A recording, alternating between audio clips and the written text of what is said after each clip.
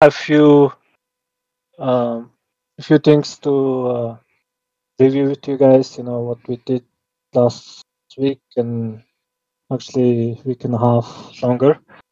So first thing I wanted to bring up for today's aim is that I wanna maybe properly uh, talk about what's our R&D team and what they're doing, and just wanna give a couple of updates on why we have that R&D team, what's the reasoning, and all those things. So the main reason, okay, let me start with when this team is assembled and why I assembled this and what we're working on it. You know, not to give you maybe in-depth details about the product and things like that, but to give you guys some hints maybe. So this team, R&D team, being put together about 2 months ago. All right, so less than 2 months, I would say. It consists of some Gojira members and dev side from Infinity Studio. So it's kind of joint venture together. So we have 6 members that actually 7 members that work on research and development.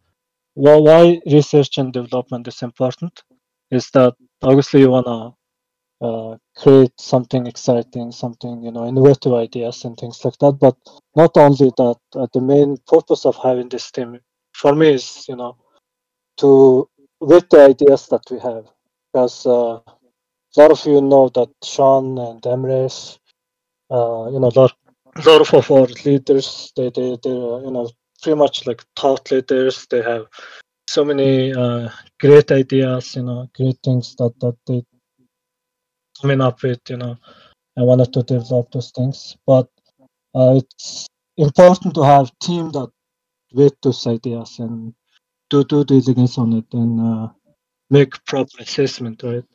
So that was the one reason why this team is being assembled and what they're doing in the background.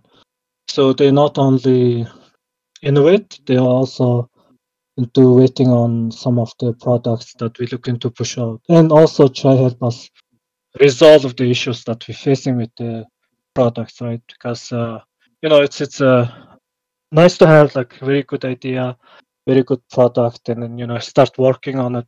You start facing issues, but even before you start working on it, you wanted to figure out what's going to be the roadmap, what's going to be the roadblocks, and things like that from technical perspective as well as business side of things. So we want to look at the whole picture, see if you're doing it right, or if this is something that even possible to do, and those kind of things. Without having team focus on this, it's not gonna be what's it called, like the end result not gonna be fruitful, right? So that's why this team is there. But you know, not saying this team is only doing this. They also like trying to innovate um, something exciting for this space and for our holders too, right? So yeah, it's been 2 months so far. Structure being really nice. I could introduce the team. Maybe I take that to next time because team members are not here, so I don't want to take this today. But just to give you guys overall feel of what this team is doing, and I think it's a like good moment to maybe talk about one of the development happened within the team and what we did so far. So yeah, like 2 months passed. We've been working on uh, one product, and we also been going through all the products that what we were building and doing some due diligence on it, and which definitely helped with some of the development in my opinion. So if with their support, their advices, we kind of figure out what's to focus more and what's to do and things like that. Um, so the recently beginning of this week, one of our product been building, we applied for A16Z scholarship, right? I'm not sure if everyone of you familiar with that. It's a scholarship program for innovations, new products to get funding from A16Z VC.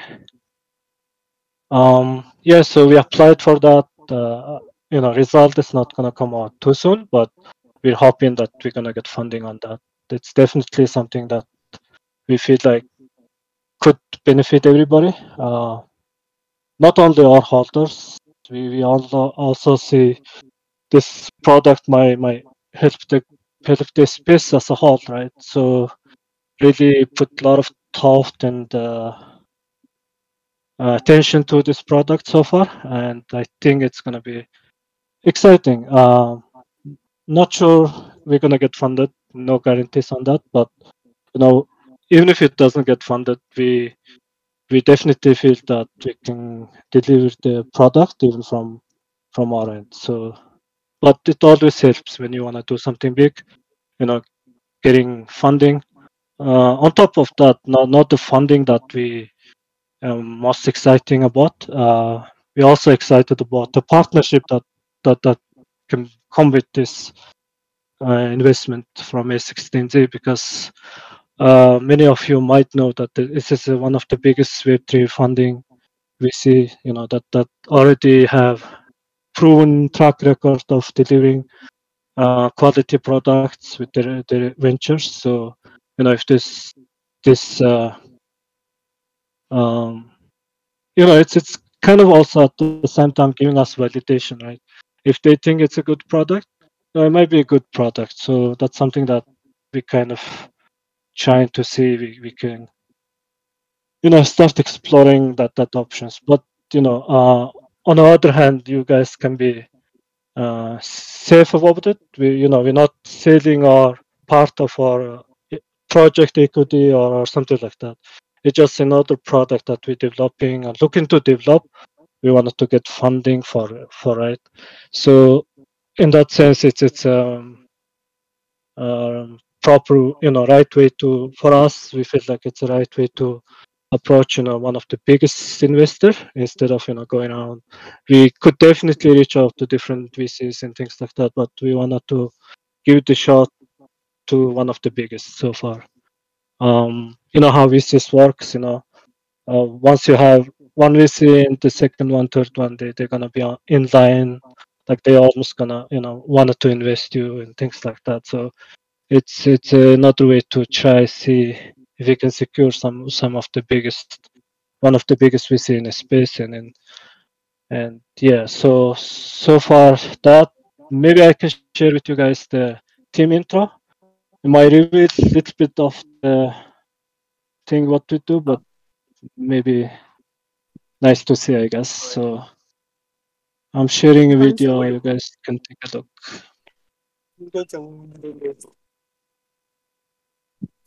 That's a good question. Huh? What was the question? I think it's what are we gonna use the funds if we raise those funds? Oh, okay. So the What's the idea idea? is okay. So the whole funding, obviously, like I said, if you guys catch it, I was saying we could definitely develop this product on our own, right? Even within us investing or Infinity Studio investing together, we feel like we can deliver the product. But one of the very important thing with any product to come out is that you wanna start with that bang. It's not about the product. If you think about it, like iPhone or any product that up there, you have to have that marketing. The bigger marketing campaign going on, right? So we feel like with the funding properly managed, with the team that we have, financially, and I believe that the execution that we push forward together, we can definitely bring this to bigger audience, not only like our halters or few halters. We wanted to bring this to this space, so the funding mostly gonna go for that, and as well as obviously we wanna push this product uh, as possible as soon as possible, right? So that's why, like I said, the MVP is almost ready. Like I don't want to give deadline, timeline, and things like that. What we're working on the back end, front end, all those things being developed. So it's definitely coming together. But with funding, it's something that gonna come with the bank, right? So um, also we're not only talking to A16Z. There's another different partnerships being in talk in the background. Some bigger names from Web2 space and all that. Yeah, so it's something that we're doing. So it's I would say it's one of the product that we building in Gojira PG venture, right? So yeah, the R&D team is there. If you guys see some of familiar name and faces are here, but yeah. So that was one thing I would like to talk. R&D team, what they're doing, what they've been developing, and where they helping us, especially for PG, right? So yeah, so and the next thing I wanna talk about is the game tournaments that's happening and uh, what we trying to achieve with these tournaments and things like that. The Collider tournament is definitely we feel like one of the innovative, one of the highly qualified game up there in the space, and then we want to support them at the same time. We want to get more exposure through their production, and there's definitely good partnership going on in the background with them. You guys seen the sneak peek of Gojira they've developed, right? So it's something that like really up to the quality that the space is looking for, in my opinion, right? So uh, in that sense, it's really good team that they can definitely do some really good things for us in the future, and we want to support them. At the same time, we want to see if our community gonna enjoy the game and all those things. So I hope you guys try the game and try the tournament. So I hope we're gonna get some reward back, because I think there is a nice loot that we can also holders you guys can get from that tournament. So yeah, I figured that the game is very enjoyable so far. That how I seen it. Next thing I wanted to talk about this three verse tournament, right? Three verse is I think many of you know by now that we kind of very close working with them, right? It's not only that we working with them, we also have equity share in the game and all those things. We kind of uh, feel like this is one of the fully developed game that can definitely have uh, some noise to be made in the future in the space and all those things. So as a team, and I'm very close with Ryan. Ryan is the lead founder of Treeverse. He's someone like very pleasing to work with so far. I've seen dedication, commitment from him and also his team. It's very professional at what they do, as well as quality that providing. We think it's top notch. Like if not AAA, it's very close to that, something that you're looking for in AAA game. Um, and this is not the product that looking to launch and looking to develop that game. It's a team that already developing and developed the game and all the functions that needs to run for a game, right? So anybody who's looking to invest into this is gonna get the product upfront, not it's not like some of those games that raise fund and they're gonna take 1 year to build this, but this product is been built already, and already alpha stage that you could go and play and test it out. Personally, tried the game. Really enjoyable. It's something that like I feel like if someone start playing it, then you kind of get hooked to it, right? So, yeah, it's something that like I feel like if someone start playing it, then you kind of get hooked to it, right? So, yeah, it's something that like I feel like if someone start playing it, then you kind of get hooked to it, right? So, yeah, it's something that like I feel like if someone start playing it, then you kind of get hooked to it, right? So, Yeah, I mean, we're supporting that tournament. We also helping them with giving them advice as what to do and things like that. Very tight, close with the team, especially the founder and all those things. And yeah, exciting. One of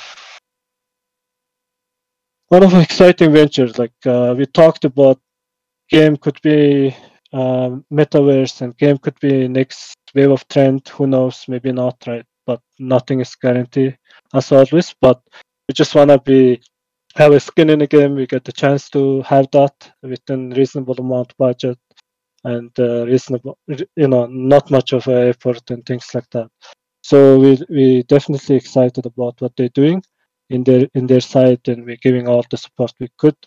Hopefully, you guys gonna go and join the tournament, which is coming up in a week, I believe. 10th, not too far away. So in a week, yeah, they're gonna have a community tournament. So it's a team, consists of 3 to 5 representing their community, and the winning community gets a bounty and all those things. So I think so far 20 communities signed up for that, so which is a good sign in my opinion. And I think Gojira community is gonna be one of the community that competing. So really looking forward to their tournament, and also looking forward what's coming next from their team and things like that. So yeah, I would say you guys make sure to tune the game and tournament. So it's gonna be exciting. Yeah, the one more thing that been happened this week throughout last couple of week is that GMI airdrop. If you guys have noticed that some, out of our Genesis holder was being able to run GMI token giveaways on their account on Twitter for not gonna make it marketplace. It's an upcoming marketplace that fully developed by Nirch. If you guys know, it's a known crypto crypto team that been around since 2018, if I'm not wrong, I believe. And they've very familiar with what's happening with the crypto ecosystem and as well as NFT ecosystem. So as far as I know, the GMI marketplace itself has been fully built and data and all those things on saved on their platforms, and they're not pitching data outside of OpenSea and all those other platforms. So in that sense, there is like hits and bounce from other marketplaces that being already after, like LuxRare and things like that, because they don't host all the data and all those things. If something goes down on OpenSea or somewhere else, some of marketplaces like face issues. But when it comes to them, they fully developed everything from scratch. I think this product been built over a year. If I'm not wrong, they start building this since last September, and so far it took them 1 year to develop this marketplace. And it's coming with its own Nether token drop, which is a GMI token. I'm sure you guys remember that there was a snapshot for Genesis and Gen 2 halters sometime in September, right? I don't exactly remember the date it happened, but the reason for this snapshot is for token drop. So they're offering free token allocation to all Genesis and Gen 2 halters, right? So right now they soft launched the token drop airdrop. I've shared the link. You guys can take a look. Through this link, you can connect and you see how much of GMI token allocated for each and every one of you, right? So use this link to go and see the token allocation for you. And I think there is extra ways to earn some more token if you want to. Something pretty interesting about this marketplace I found out from the beginning when they approached us is that they had this referral program, which I don't think any marketplace offering this so far. So it's almost like you refer, bring in your friend, and your friend refers someone else. From the revenue they generating, everyone like the referral link that given out from the lead gets a percentage back in a way that through their GMI token, and they're also offering I think staking and all those things that comes with the tokens. So I think for me, in my opinion, as a experienced team that already have token ecosystem and things like that, they definitely gonna do good for the tokens and all that. I went through their tokenomics, which in my opinion I found it kind of just my personal due diligence. I found it kind of really reasonably done tokenomics. I'm not saying I'm bullish on them or something like that, but I think their tokenomics is really good so far. So hopefully they're gonna good with their air token drop and their launch and all those things. Wish them luck. But at the same time, I'm excited about us receiving token. So not only our holders as a project, we're gonna get token allocation to our project, which we're gonna redistribute to you guys and use for the community basically. So not gonna dump it or anything. We're gonna use that bulk allocation for you guys, for some giveaways, raffles, and things like that. Yeah, so they're coming up. I think just we just wait when the token drop gonna come. I don't think it's too far away. As far as I get informed, it might be days and weeks, but it's coming close. So something that we could look forward together. Um, yeah, that's pretty much the points I wanted to make. I wanted to, if any of you have questions, I wanted to start answering and all those things. I know Sean is here, but maybe you want to talk about Jakarta, your trip, and exciting things that you did there. Up to you, mate. Exciting, um, exciting, including G's broken arms. I think that's been the story most of them wanted to hear. Yeah, sorry guys, I've been like a bit tired like the last few days, so couldn't be as active as I would have liked. It's just like suddenly just been sleeping and stuff. So it's good in a way that I'm just getting the sleep, but not that I know that I'm sleeping. So so it's in a weird this thing, yeah. So I just got up just now. So yeah, I mean, it's pretty. Last 2 weeks was pretty good. Overall, I think we saw quite some good Genesis sales as well. The last few days, it's pretty. I'm not gonna claim for everything, but I think for a few, it's definitely because of meeting people IRL and making those pretty much the moves. I think they definitely didn't have to shill or anything. It's purely been like just been talking about few things that's coming up and stuff. And our first year anniversary is obviously coming up really soon. So we just like hoping for dropping something special. Um, yeah. So yeah, I mean, so the first thing was the Melbourne one, the event. I think it went really, really well. Managed to meet quite a lot of people. Obviously, Ken, I mean, Sack Attacking, myself, and then G, and also Josh. We were representing PG there. We gave out a lot of merch for free, and I think with bucket hats, tote bags, and stuff. And I think after a point, it was everywhere I was able to see our merch, like including the cameraman was at a point was wearing our shirt and a bucket hat. So I think it was nice to see, and a pretty good turnout, a really good turnout as well for the Melbourne one. It makes me even more bullish, like that the ticket prices were like $200 plus, and still like so many people came up. So I'm really bullish on the community and Web3 as such, because if it's a bear market, obviously I don't think we'd have expected these numbers. So Wednesday and Thursday was that, and Friday morning, me, G, and from PG, me and G left to Jakarta. So it was like a really tight this thing. So Wednesday, Thursday, we were pretty much in the event in Melbourne. Friday morning we flew, and Friday night we landed there, and Saturday we had the meetup in Jakarta.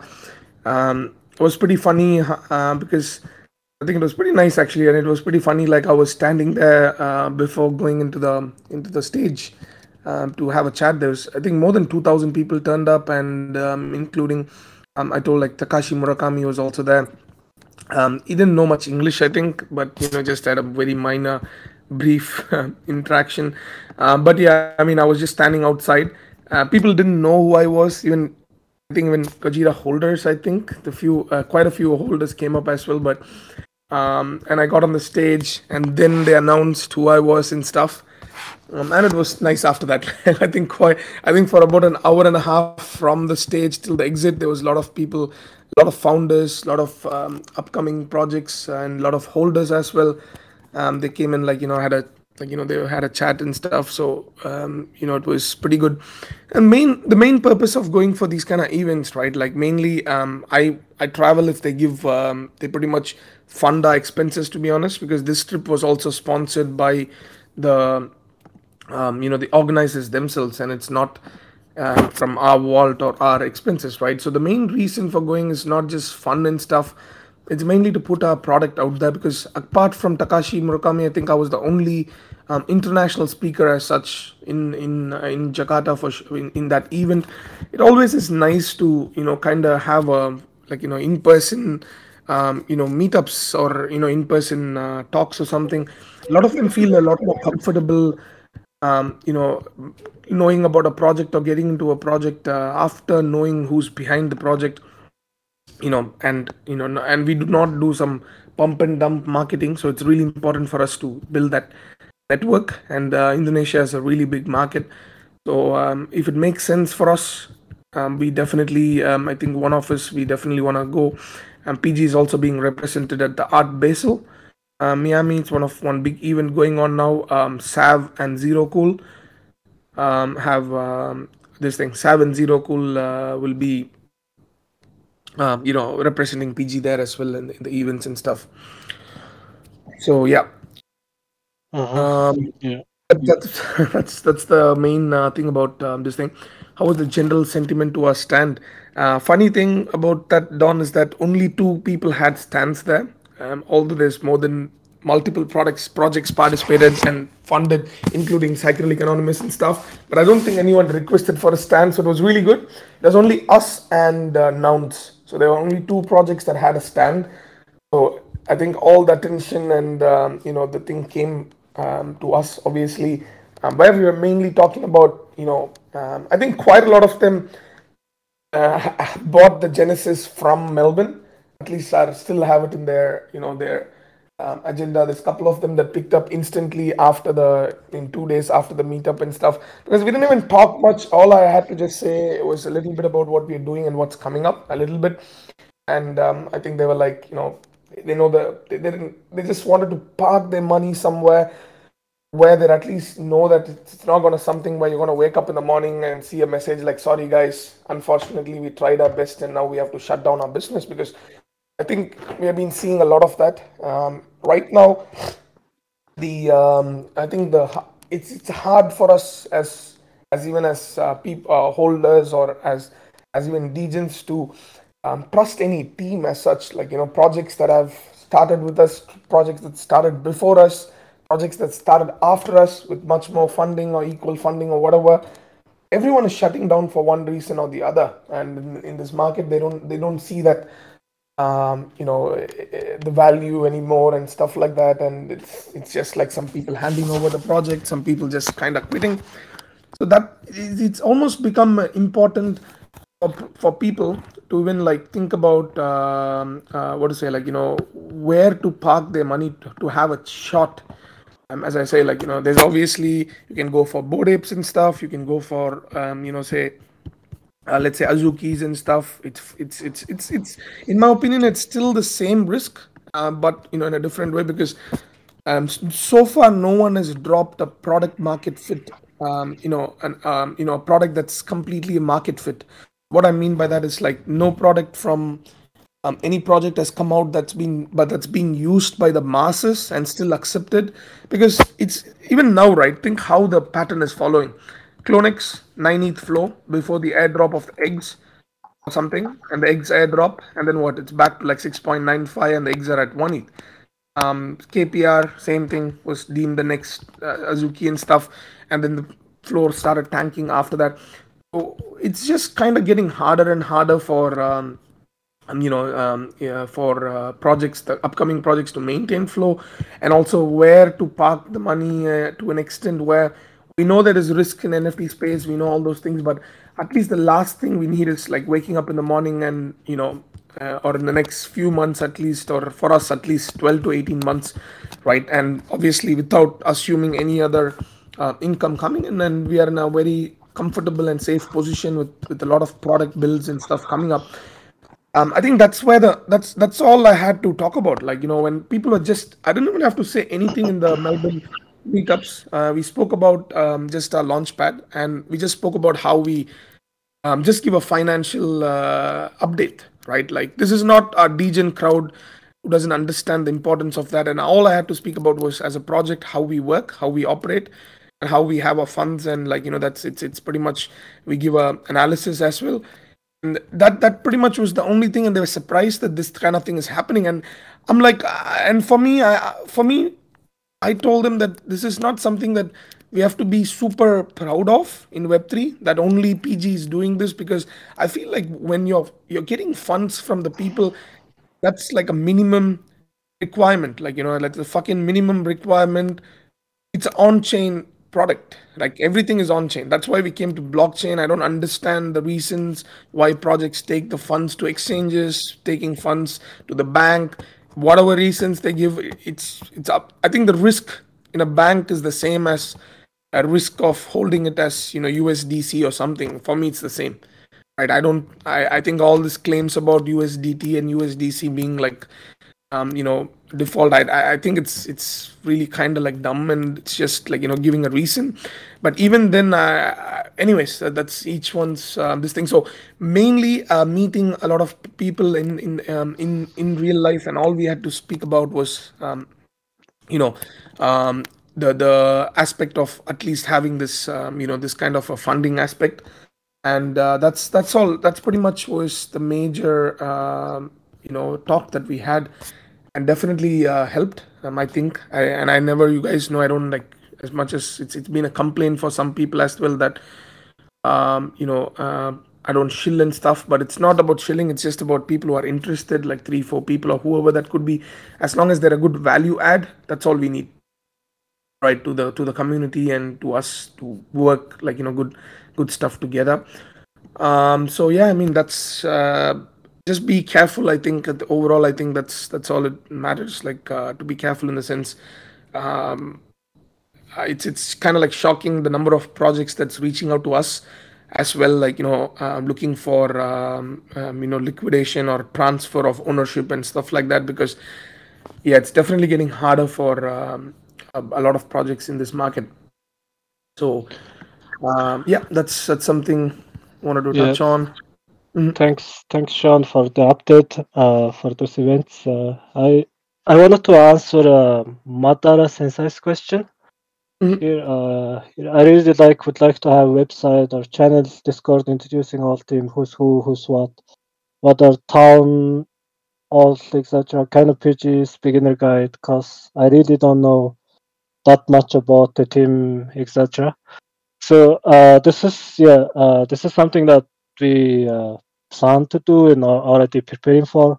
Is the website that coming up with much more in-depth detail about what's this project, what we offer, and what and things like that, as well as there's going to be showcasing of our team and management team and all those things. But I also wanna say that not only top levels, Gojira as a whole, this whole team is like really I found it really what's it called, up to this point, like unimaginable how many dedicated, experienced, well educated individuals that come together, working this together. So in that sense, we have many experienced individuals in different aspects of business and development, all those things. So I think marketing team is preparing material to showcase our team, to to all the holders as well as people follow us. So this is something that coming up,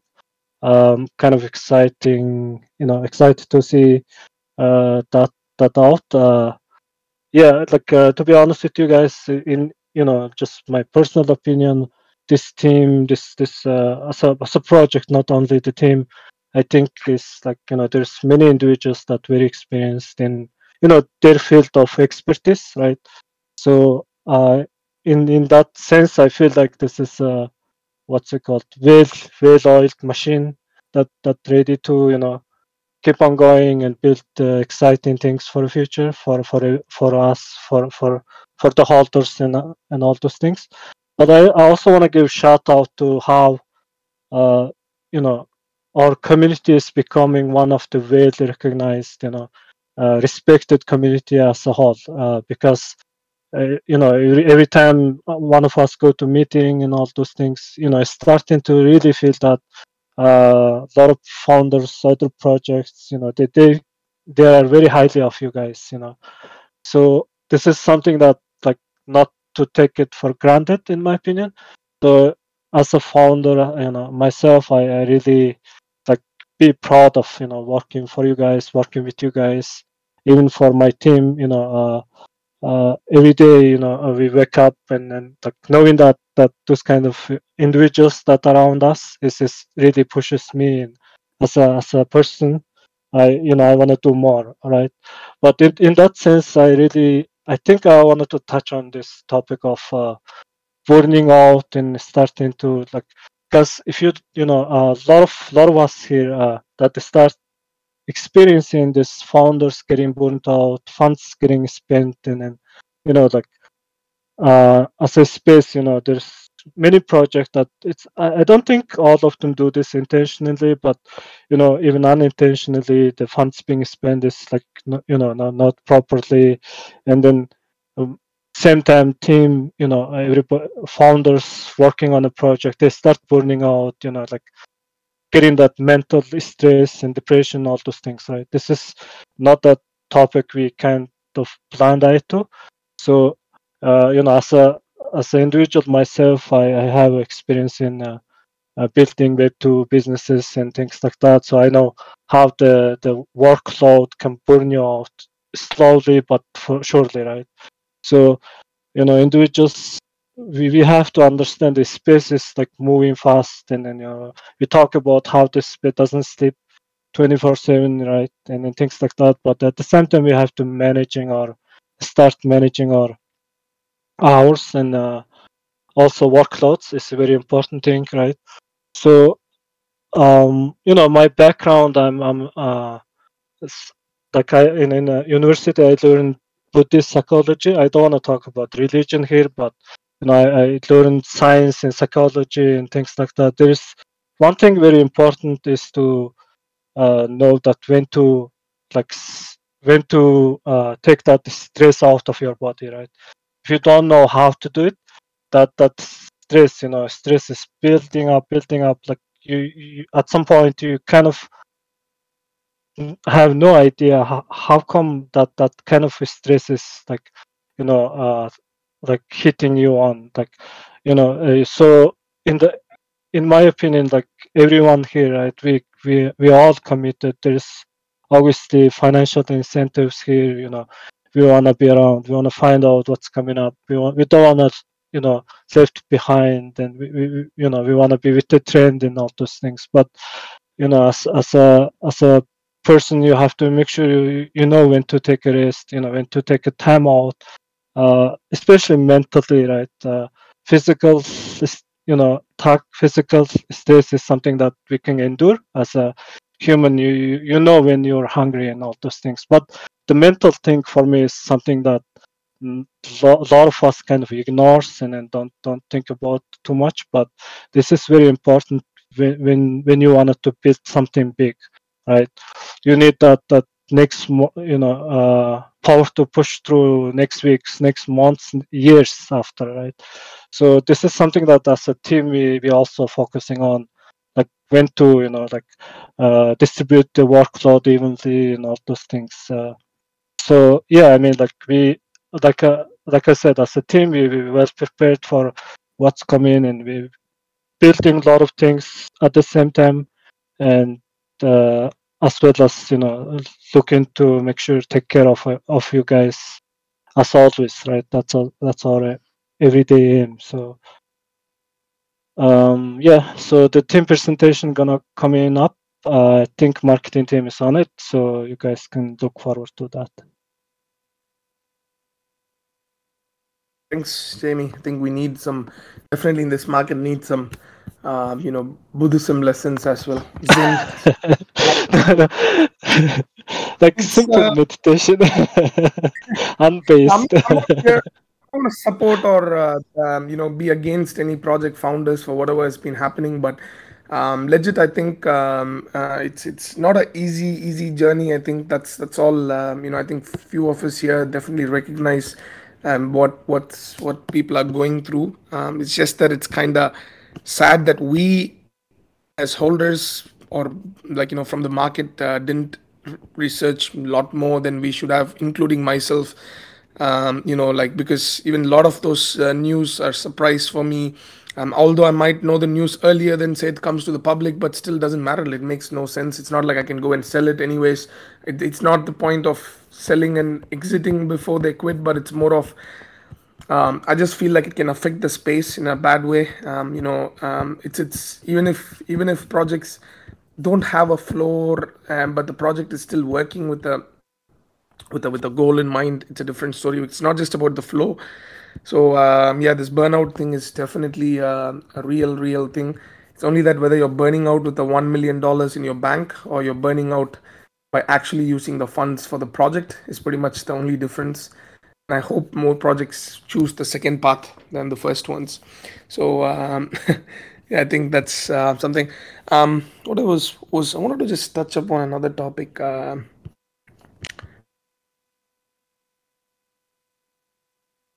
I forgot. All right. I think closer to the December 16th, maybe we'll announce a little more info. But yeah, it's not. It's all I can say is for OG holders, it's something you never had.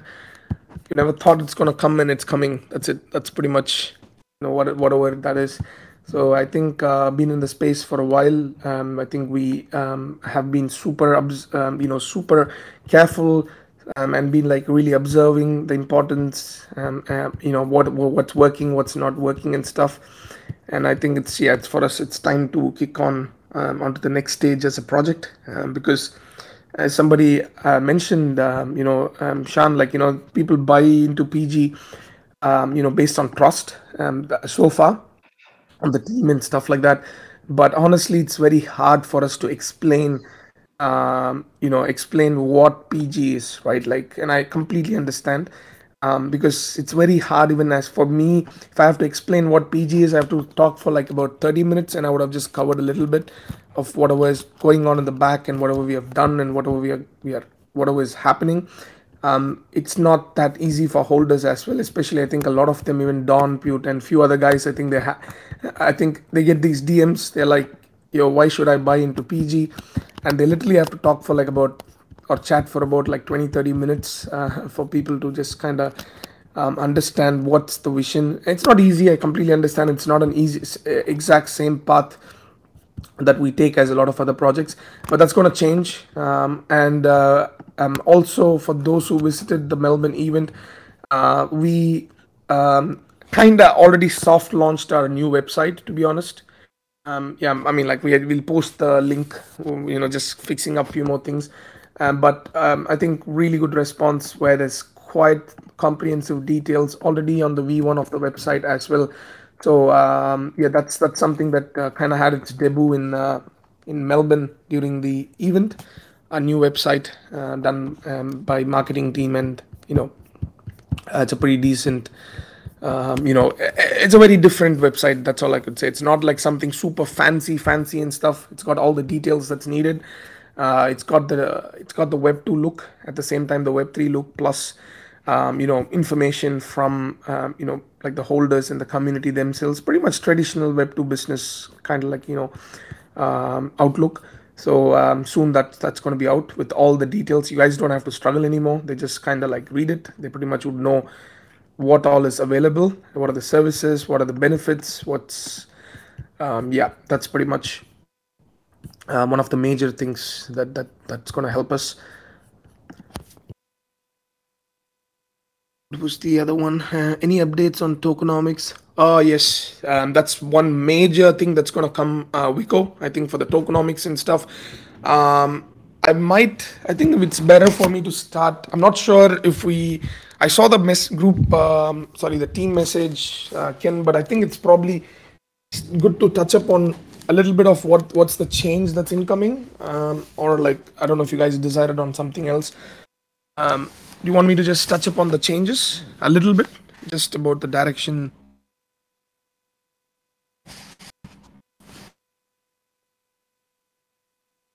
I'll let Ken. All right, cool. So basically, yes, there is regulation stuff that's 100% been in our radar. Yes, we are not as big as Bored Apes and stuff, but we always want to do the right things. So we are moving towards.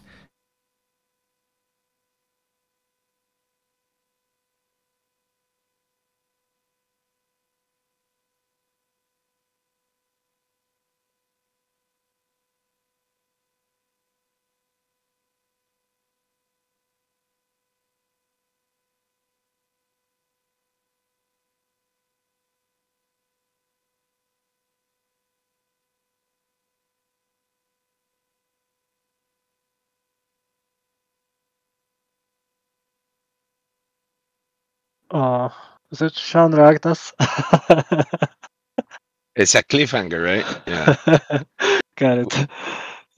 Yeah, he was gonna talk about the, I believe, soft staking and moving towards off-chain Jira token, in my opinion. But I think we're gonna do proper presentation on that when we are ready. But that's something that really we are working on, looking to explore more because of the recent issue with the SIG and all those things. So it's kind of something on on us to tackle on really soon. So yeah, I can chime in a little bit. So as Shan was alluding to, and as has been asked in the chat, we have been seeing a lot in the news about the SEC, which is the Securities and Exchange Commission in the United States, the main regulator for securities, talking about crypto and coming after some of the big protocols and some of the big tokens. There was one case in particular that had been in a legal battle for quite some time, and essentially the crypto protocol that was in that battle had lost their legal case. And what that does is it sets a precedent for crypto, including Ethereum, Bitcoin, and all tokens and coins, to be considered securities. So that's something we're very concerned about and want to make sure that we get in front of. And I think kind of further to the evidence is the way in which the SEC is coming after ApeCoin. So having said all that, we want to make sure that we as a project are safe from these regulations, and as a result, we need to think about what's best and how we can make sure that we don't run afoul of these regulations.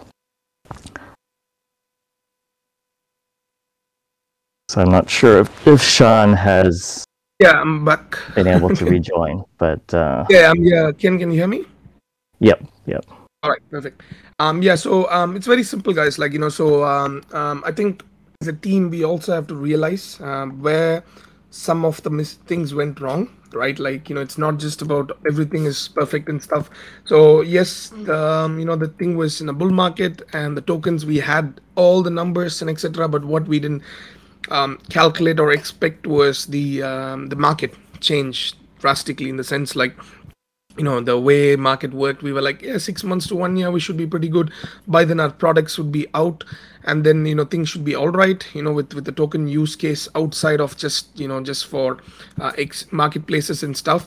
But obviously, the market pretty much almost like within a month and a half ish after our launch of Gen 2, it started like tanking hard, and it kind of didn't exactly the numbers what we had in our mind. Wasn't exactly this thing, but it's still like it's not a, because for us it's about the total circulation in like 2 years or say 1 year. That's what's more important for us because of all the products that come in, and when we switch on the button to use our tokens for those products, that's the main aim. So that long-term goal is still intact, but the short-term, it's definitely not something where we can just be like, yeah, it's a utility token, and then things are safe and stuff. It's for every single project that you're holding with tokens. That's pretty much actually probably an issue that could come up. So we already have almost like worked out, and we're just gonna make few changes that's heavily gonna benefit holders that are holding. It's going to be like some tier based systems, some let's say like some kind of loyalty bonuses and all those kind of things, and also automation. So heavy automation where you don't have to just come in and just click every single time every day. So automation with the mobile pings and stuff. So this is pretty much the aim, and mainly we'll be looking to move towards the Jira X as token. And when we figure out, and when the IDOs and stuff is done for the tokens, we just turn on the switch and allow people to then convert their Jira X to Jira back. Because right now, as much as we are not as big as Bored Apes at this stage, it still doesn't.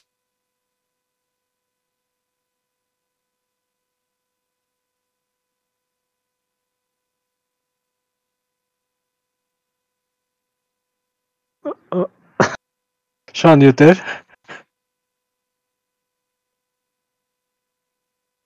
Ken, I think you have to take over.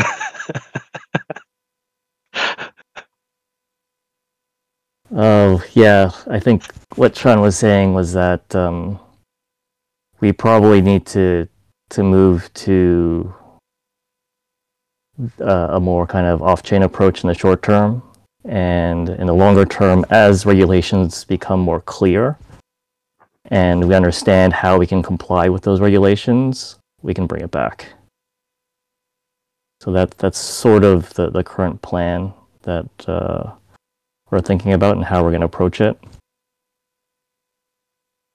And I think that will be finalized over the coming week or two.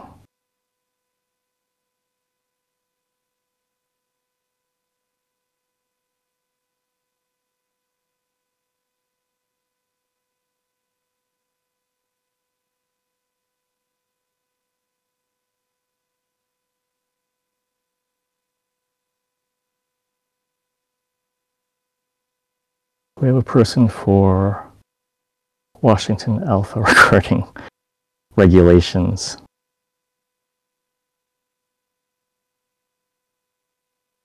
No, we don't per se. As I was mentioning in chat, we do have a lot of professionals in our team with backgrounds in banking and finance. Jamie just posted my credentials there.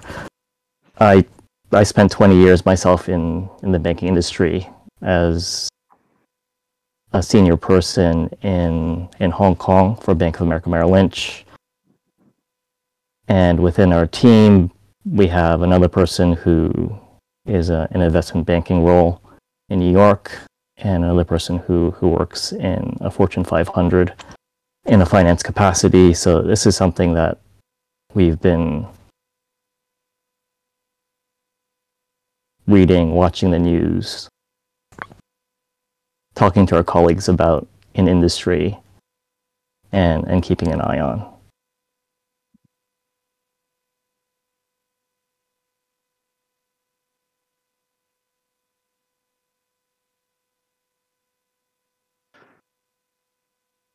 I'm just trying to read back on the questions. They're coming fast and furious.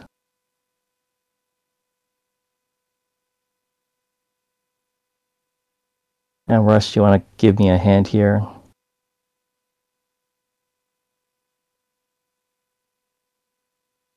And help me a little bit with the Q&A.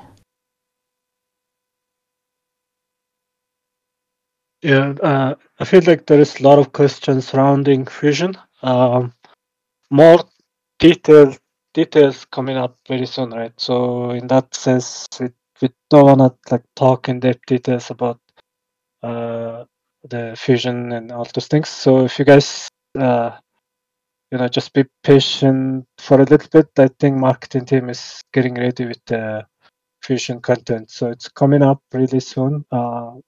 As soon as maybe next week. I guess Amrish can give you some heads up on that. But yeah, it's coming up, so do not wanna talk. I don't think I allowed to talk a lot in here. So yeah.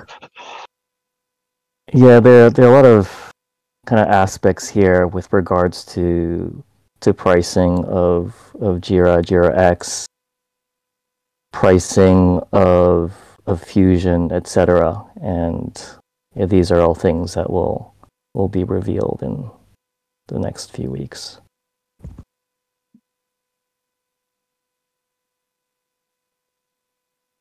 And I think one thing that we'll try and do our best on is for those who have accumulated Jira, who have bought Jira recently, or who have positions in the pool and all these sorts of things, we'll try and take into consideration and have the opportunity for holders to give feedback before we make any decisions final, and give ample time and opportunity for people to kind of adapt and adjust.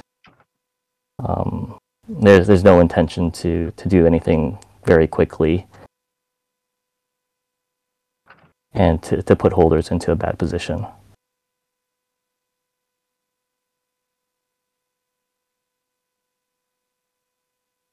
Yep.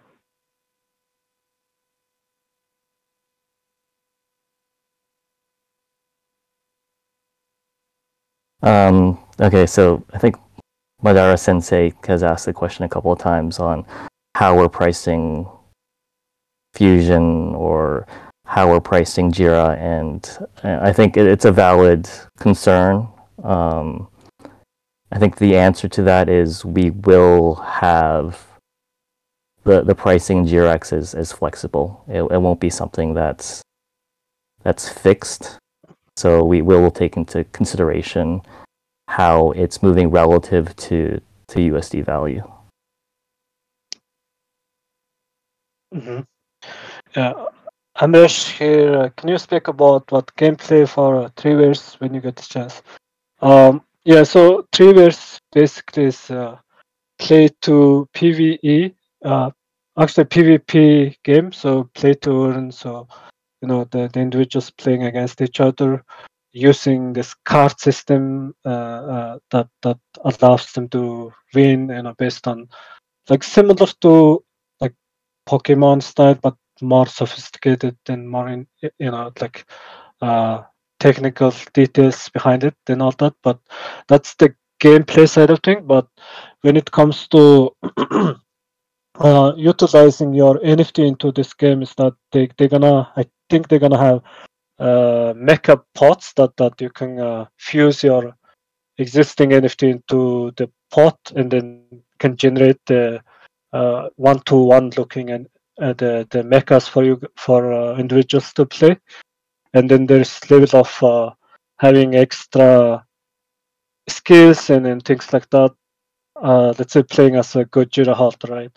They have their extra card that you can get from the game and all those things. I also think there's gonna be public release that anybody can play, but if you're holding NFTs or pots that are dedicated for your own NFTs, there's gonna be that extra layer of extra card or extra skills that you can use. In terms of the fusing mechanism, you can fuse your NFTs with their pot and then receive that unique looking mechas for you to play. But as well as I think you can rent your rent your mechas for other people to play it on, and then you earn some revenue stream from that too, I think. So, and they also developing the mobile version, in my opinion. Actually, I know that they're building mobile version, so sorry, not the opinion. It's a set.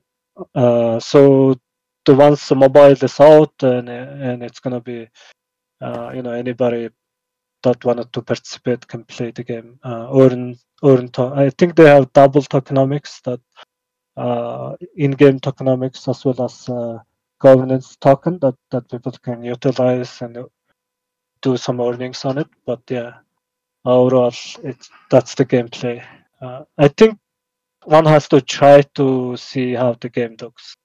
It's really hard for me to explain the game.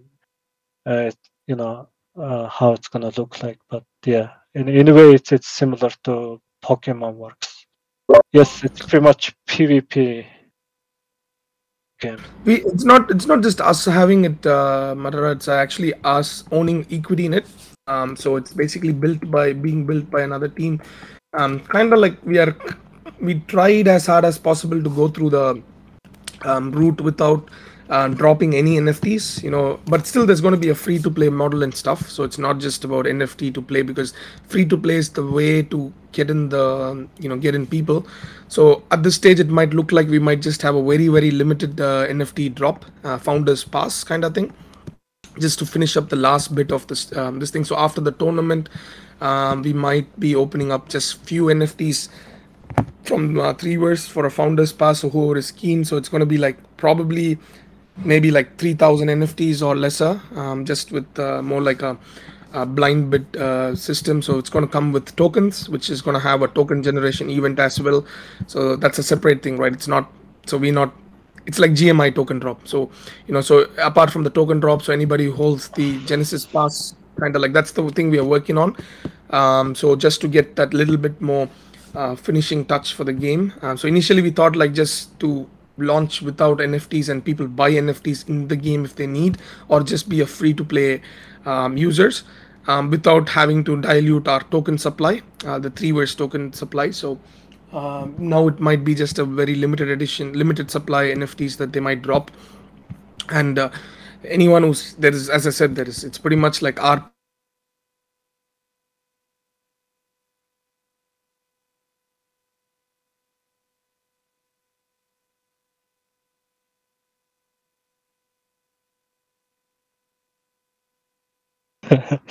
I think Shan is having issue.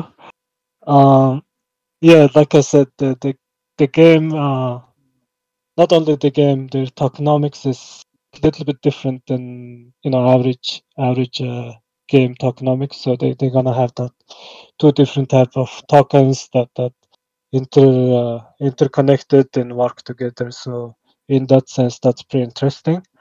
And as well as game is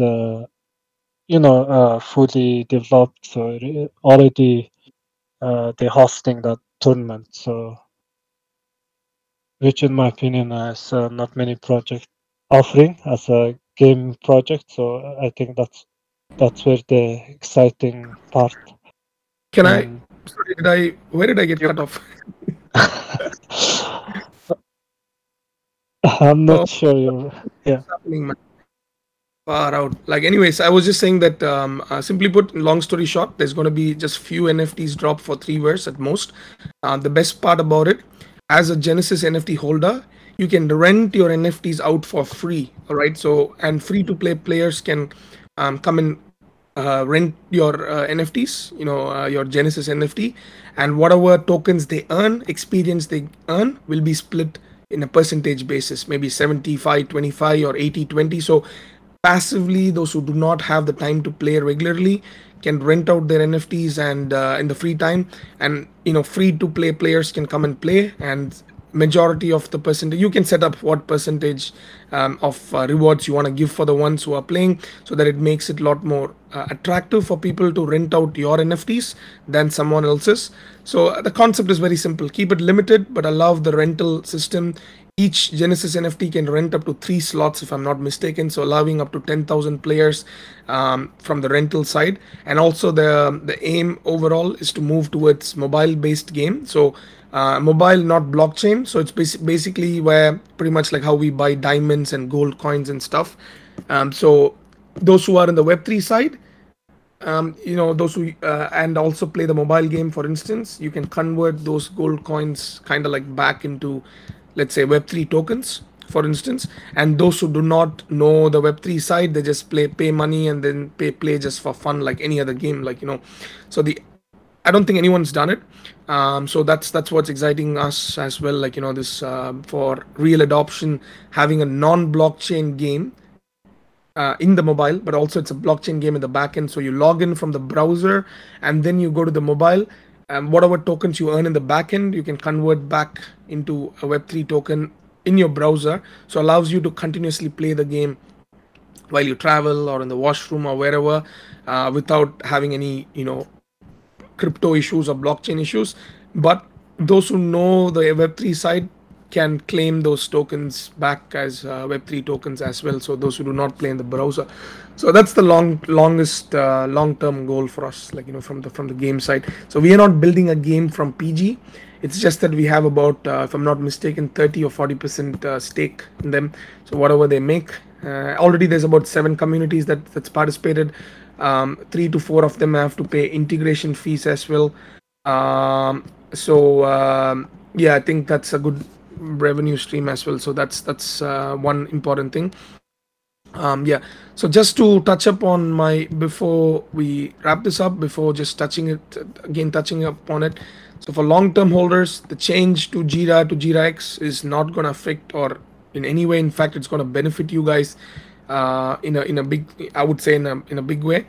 For the short-term guys who are probably been dumping Jira X, for example, to make some money, that's probably the only issue. For about for a few months for you guys, you might not be able to dump it because it's going to be back-end earning and not front-end side. So this we have to do to protect our brand. Also have to do it to change the model, because the staking model is bullshit. I think we learned it. We thought we could be different, but I think that's something that we as a team have to agree it's not the best model. So, and we want to reward this long-term holders as well. That's something, I don't want you guys to just check in every day, but then imagine you just sleep, you wake up, you might win, you get a notification that you won, and tomorrow as well, you don't have to do anything using Jira X for extra entries, but we're working on automated entries. All right, so basically based on the time that you hold, based on the the tier that you grow into, so simply put, you start with the bronze level, then you grow to a silver, and then grow to a gold, and then grow to platinum, for instance.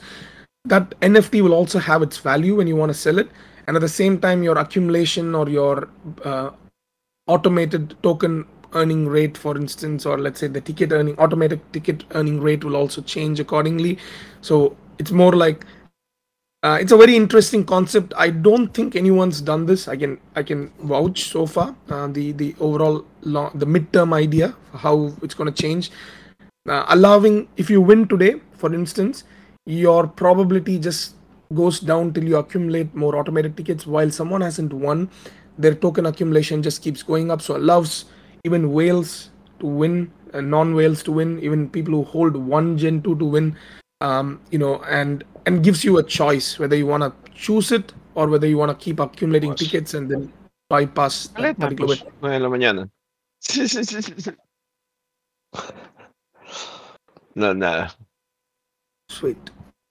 Estaba con unos dolores en el abdomen, pero ya está bien. Yep, sorry. Yeah, I have only one question. Maybe you touched upon it. Evil Hybrid was supposed to have different. Fuimos a la emergencia para que le pongan algo para el dolor. Nothing has changed in that sense, Relic. Nothing has changed. The earning rates, the token earning rates, etc., is the same as we promised, right? Whatever numbers. So the token earning rates or the way it's working is not going to change. In fact, it's going to have its own specific separate benefits, where, like, for example, it's just going to be having some like simple gamification, right? If you think about it, if you get whitelist allocation, for instance, one of them could get 2 spots, okay, and one of them could get a cheap mint price, one of them could get a mix of both.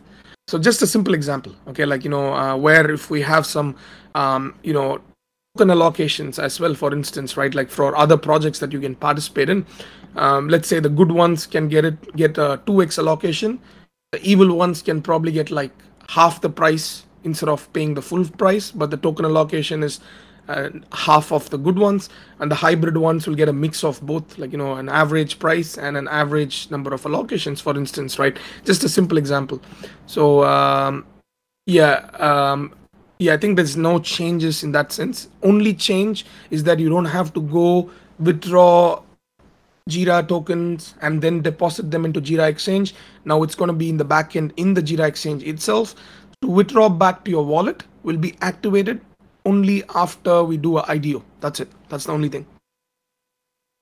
Because like we didn't set up the liquidity pool, and it's just giving us a wrong idea for people where they're just like, oh, I'm earning 4 tokens a day and it's $4 or something, or $3 or something. That's because like that's not, let's say, translating our business income.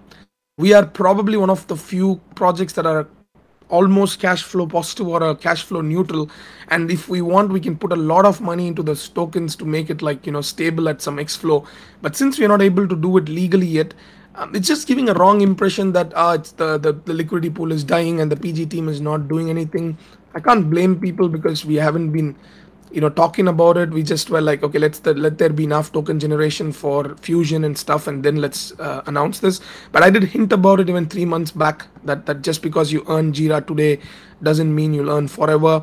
Was the hint that we just wanted to move to a more sustainable working model, because we are a startup at this stage, and as the more products come in and more people start using our products, that's when the tokens would be useful. Even Ape token, for example, right now is purely speculation, right? There is like use case as such, there is none, but it's purely speculation. But however, they had a token generation event, right? Like IDOs and stuff, which allowed them to have a solid liquidity.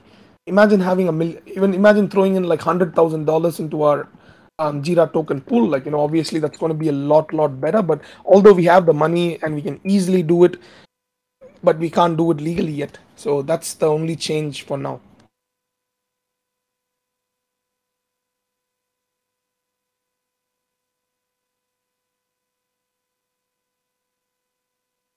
I think LP wise, I think we have a plan, probably, like in the sense like with the fusion and stuff coming up.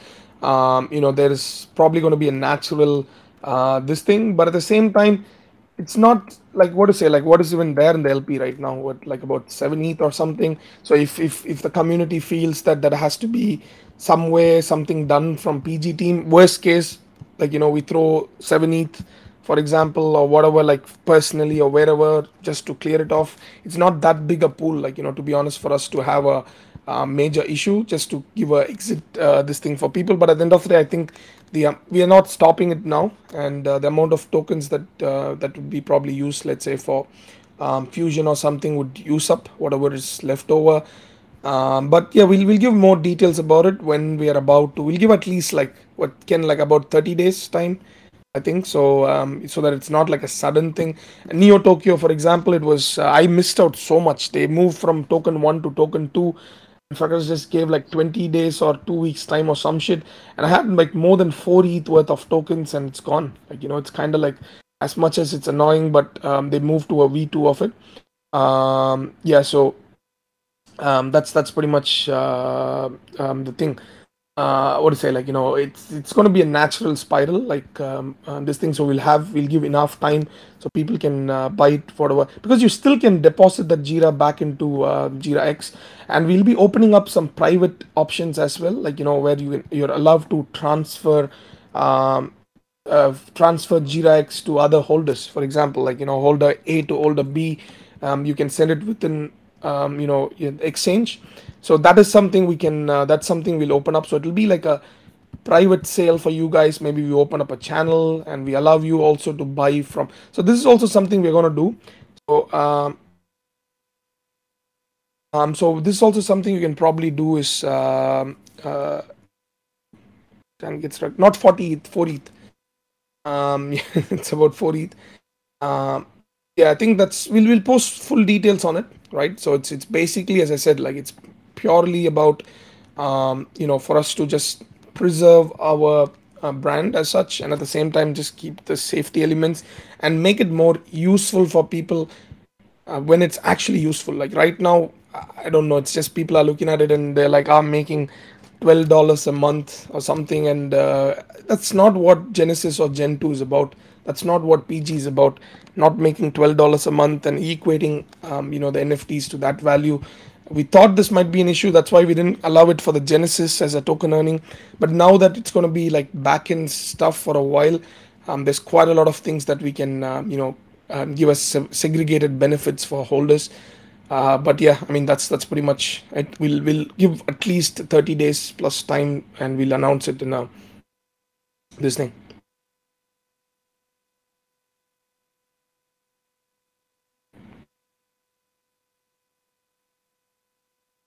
Anything changing with the Jira token, general? So it's going to just move towards Jira X for starters, right? And then when we do a TGE, like token generation event with liquidity and stuff, where legally we can add those tokens into the liquidity pool, for instance, where there's a much more stable and real use case for the tokens for all of our products, for example.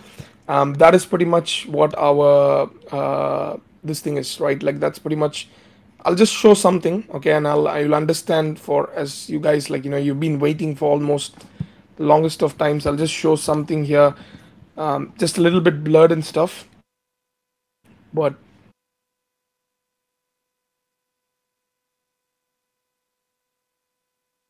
so this is pretty much like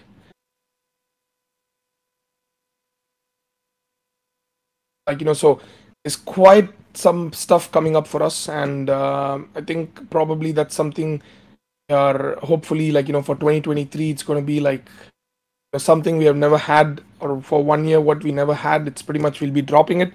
I've just blurred some stuff because like I wanted to be like a surprise thing, but it's more of we definitely been working on this. It's not like a one-day thing. We are like, hey guys, we're starting to work on this.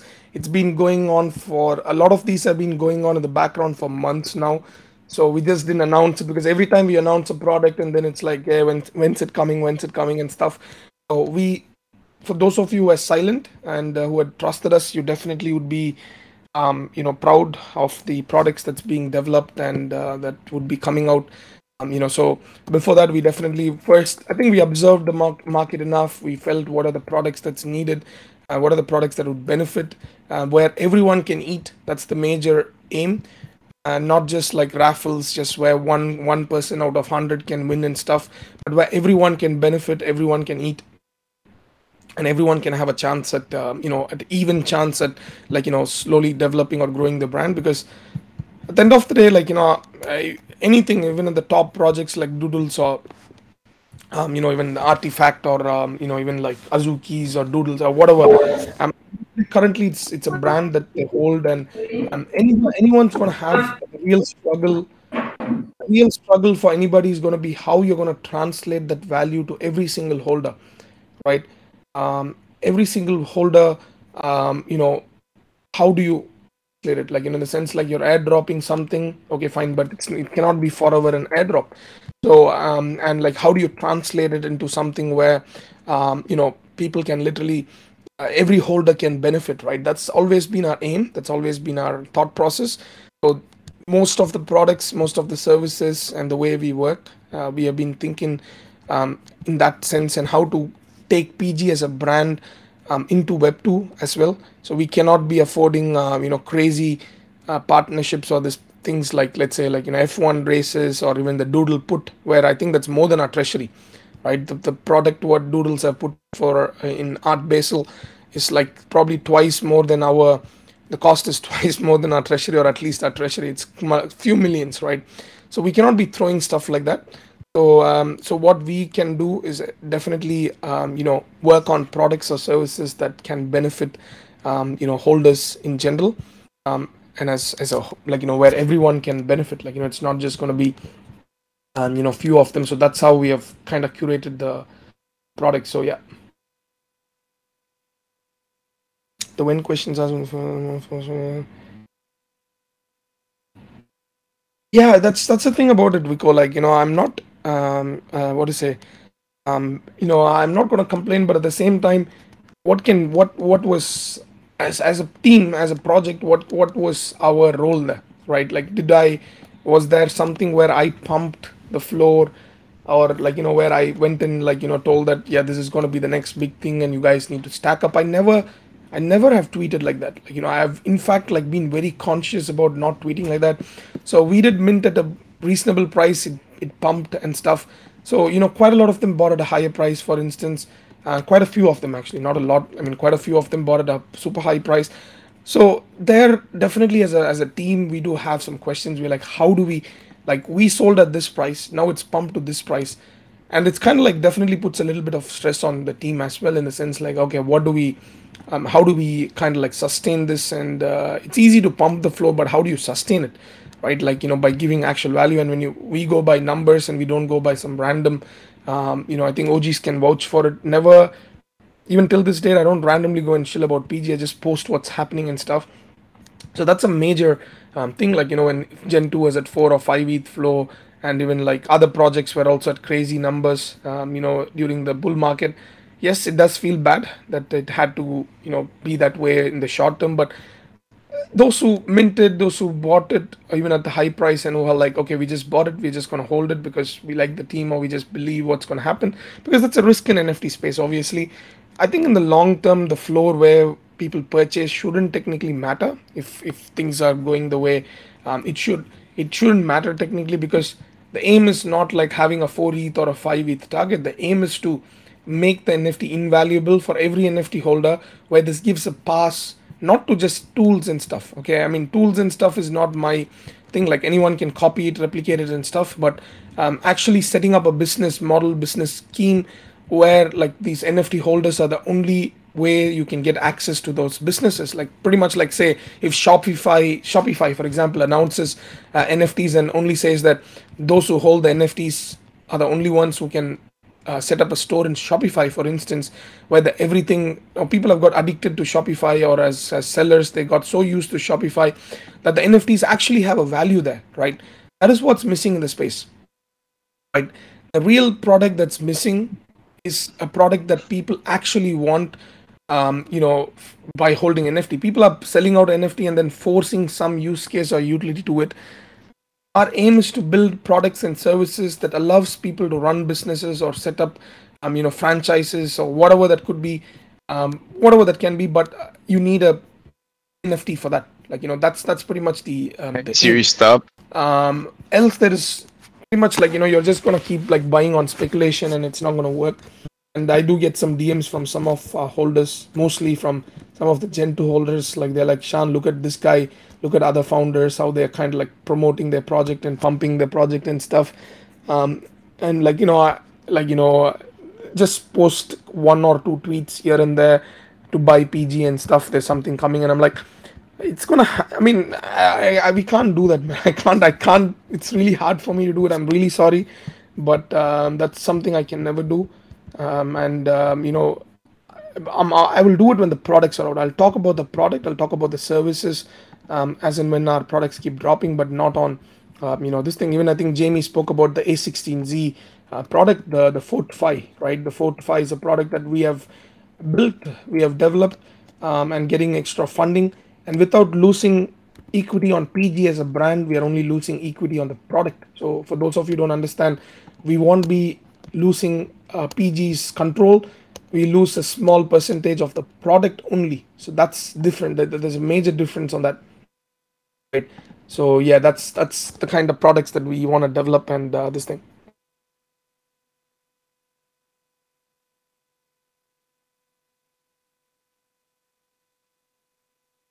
Very strong point that sometimes people just take for granted all that PG has built.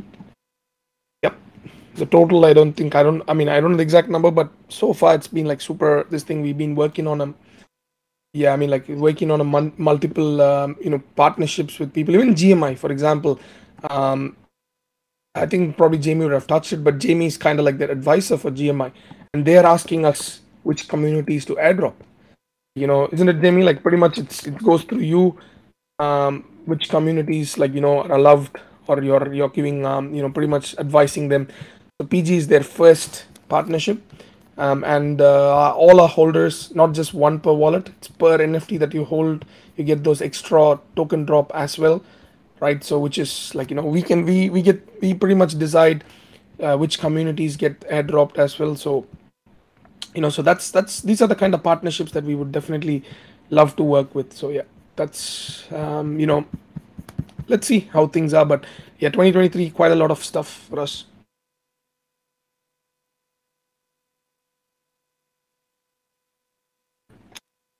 Yes, Madara, that's one of the out of the 21 items there, that's one of the items for sure, right? So that's definitely one of the items. Allowing the investment opportunities for holders is 100% where everyone can eat. So if tomorrow, for example, right, even this Fortify, right, like this is the plan.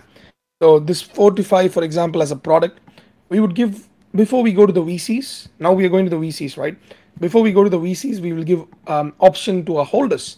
If you guys want to actually put in some money as well, like $500, $1,000 or whatever, and when the token drops, you're free to dump or whatever. But any of those kind of products, we'll give options to our holders for a product and a service where you guys don't have time to build or anything, but if you like the idea, if you like the concept and stuff, you can throw money in and take some equity or whatever, or token drops and stuff, and then it's a win-all situation. It's not something where it's allowed only for 10 people, 20 people and stuff.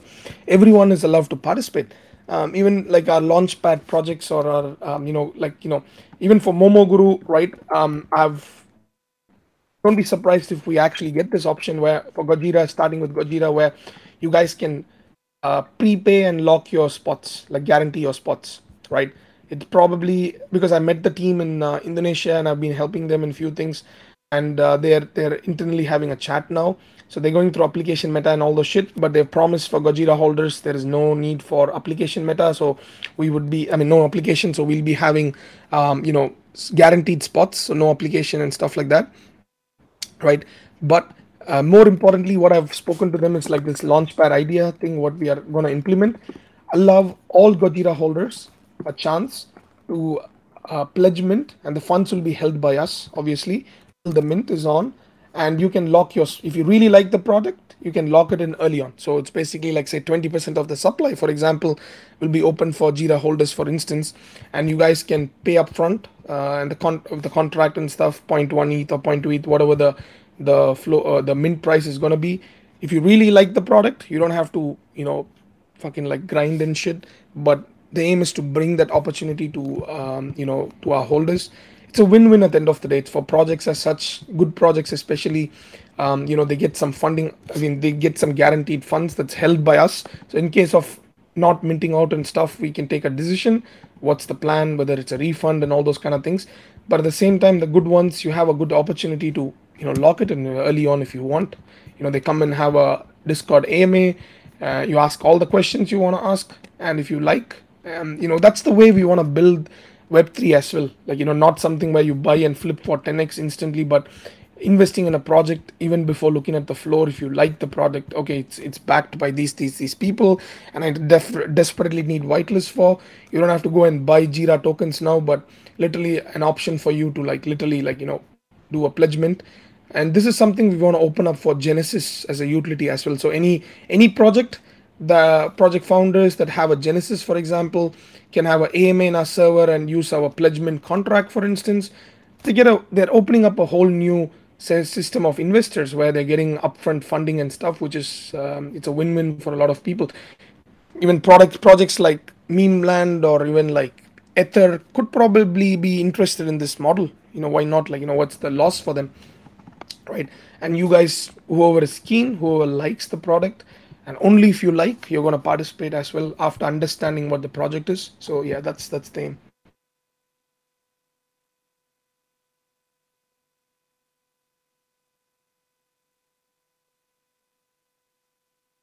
Be happy to invest money in the project other than NFT. Yeah, that's the aim, man. Like, I don't think it's just about bringing in NFT whitelist spots and then like looking at dumping them. Trust me when I say I think a lot of seasoned investors would also agree on this. Long-term investment in general in real life is the best, but in NFTs it's proven to be bad. So far, right? Like unfortunately that's the truth. So far, it's not even like much. It's not like super long time that we have been here. In general, like you buy a stock, you buy even an idea of a crypto coin or whatever.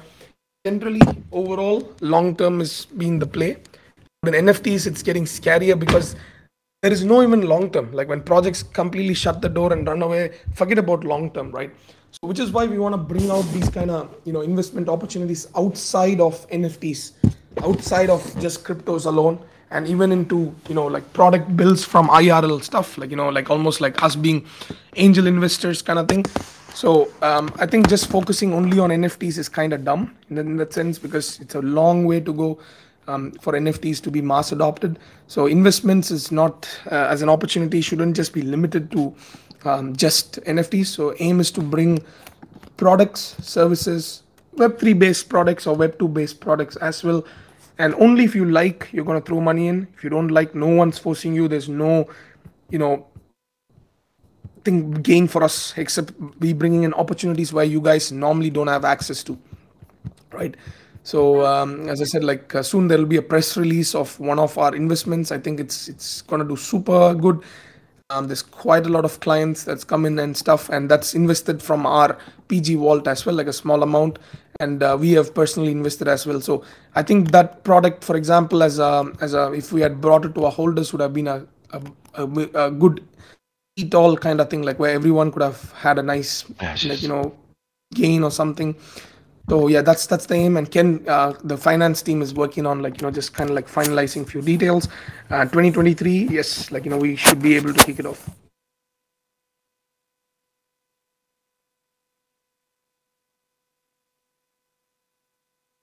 Don, that's the aim. So we are going to be that guys, right? We are going to be those guys who will be the transparent ones, where the funds will be held in our contract. So it won't be going into their hand.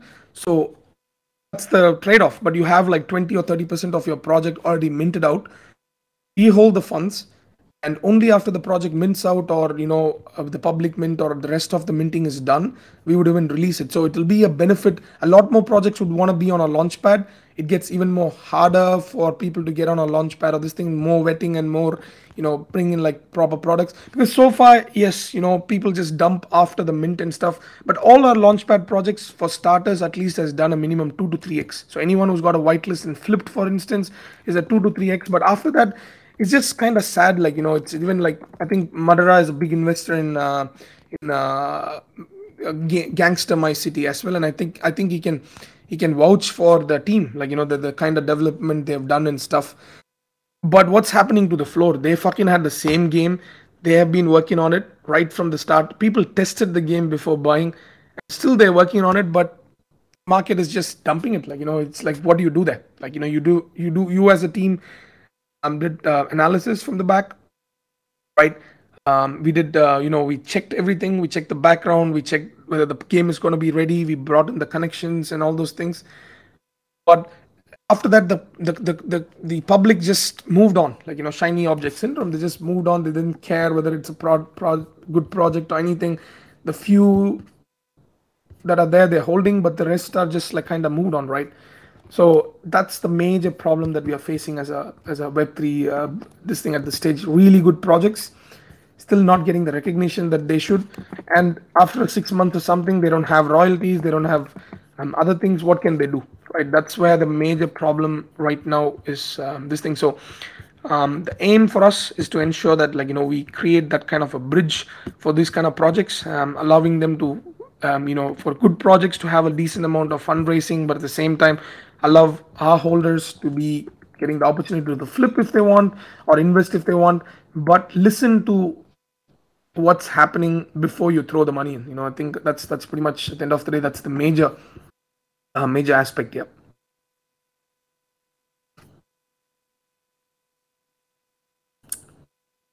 What if to have a Gen 1 grant you access to equity opportunity?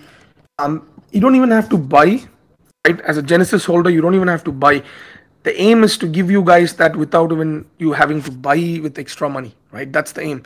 We grow. That's the question I ask always. Like, as a brand, as okay, guys, I'm not trying to FUD or anything here about any project.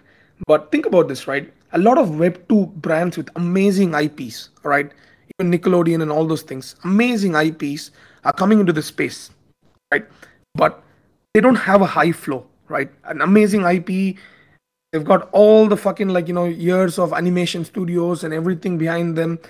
They come here and they're like, okay, you get the IP for these amazing characters like Shan or even Nickelodeon, whatever they dropped, all those things, and it doesn't do anything to the flow.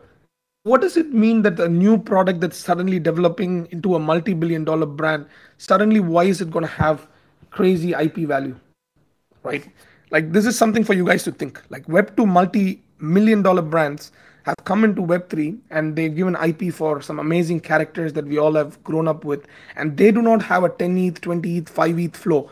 Why would an IP alone be a selling point in the NFT space where people are like, oh, if Bored Apes grow to $100 billion market cap, the IP is going to be crazy. What's Nickelodeon's market cap? What's whatever the Hello Kitty or whatever stuff that dropped, what's the market cap of that, right? What's the market cap of that? If that's the case, what's the value behind those NFTs? Why aren't they having a multi-100 ETH flow? Right, I'm not, as I said, it's not a FUD, it's just for you guys to think about it in a different perspective. So it doesn't, for me, IP alone doesn't make sense because strong IPs from Web2 haven't been able to do, as well as, what we would expect. So tomorrow, just because one character is going to be in Netflix, one character is going to be in across the globe or something, and the brand, yes, can grow into a multi-billion-dollar brand. So without equity, for me, doesn't make sense. So which is why we focus and we still keep talking about equity. That's the aim for us. So this Hello Kitty is one of the biggest brands, right? Like, it's one of the biggest brands that somebody wishes to grow. I think, if I'm not mistaken, it's the third or the fourth biggest anime brand. Let's see the brand value of Hello Kitty, right? I don't think the IP alone. So Hello Kitty was about $8 billion a year. I think that's the it's worth about $84 billion. Fuck. All right, so it's worth about $84 billion. Okay, Hello Kitty as a brand. So after years, right? After years, Hello Kitty as a brand is $84 billion of this thing. And when they come in and drop their NFTs, it's not going to be 100 ETH or 50 ETH or something just with IP, right? So why would a IP that's originating from Web3 suddenly going to have some crazy valuation that people are delusional about, right? I think Madara, you can bring your friend in, Christoph, and he can talk about this topic maybe in detail, a little bit about valuations and stuff. I mean, it's not to kill any Moon Boys' hopes or something, but just an honest throwaway here. Just because a company grows into a multi-billion-dollar company doesn't mean it can give back that value to holders. I think there's an amazing post by a lawyer. I think Sack Attacking retweeted. These kind of things I would really suggest you guys to read. Just few minutes, if you guys can read this thing by this particular tweet, right? I know it's like our attention span is really small and stuff, but just read a little bit about what this means here. Unfortunate truth, right? Unfortunate truth. Some of the unfortunate truths are also spoken there. The reason why projects launch as NFTs is this. In short, this is the this meme is the answer to that. I'm sending you a picture here. I'm once again asking for your non-dilutive financial support. What does that mean? To get money from the public without giving away equity. So I, as a founder, can own 100% of the equity. I launch NFTs. Just valhalla, right? Again, I think there's few people who like it and few do not understand or whatever. Except for gaming projects, when there's a platform access, translate to 10,000 holders, right? So those are the questions I think as a as general Web3 enthusiasts, like we should start asking ourselves. There's no reason for us to go and tweet and FUD or anything, but us to become like little more smart about our investments. So non-dilutive financial support means that I'm just getting money from you, no obligations. I don't have to give you anything in return, right? Except that I've raised some funds and I've given you the artwork, right? And once I've given you the artwork, legally you cannot do anything to me. You cannot do anything to me tomorrow. Even as Valhalla, whatever, I build the platform, I make billions to my pocket, and you're asking to give some profit sharing, and I'll be like, nope, that's not in the deal. And you're like, I'm going to sue you, and you can't do shit. There's no promises or any profit sharing model or anything that was spoke about. So, which is why I think that tweet there is very important. Right? Please do have a read about it. I think if you have any questions about it, I'm more than happy to answer. But that's something I want all of us as as at least PG holders to read, understand what projects are trying to sell and why it's becoming incredibly harder for people to hold long term, right? Expecting the next Basie and expecting the next doodles and stuff.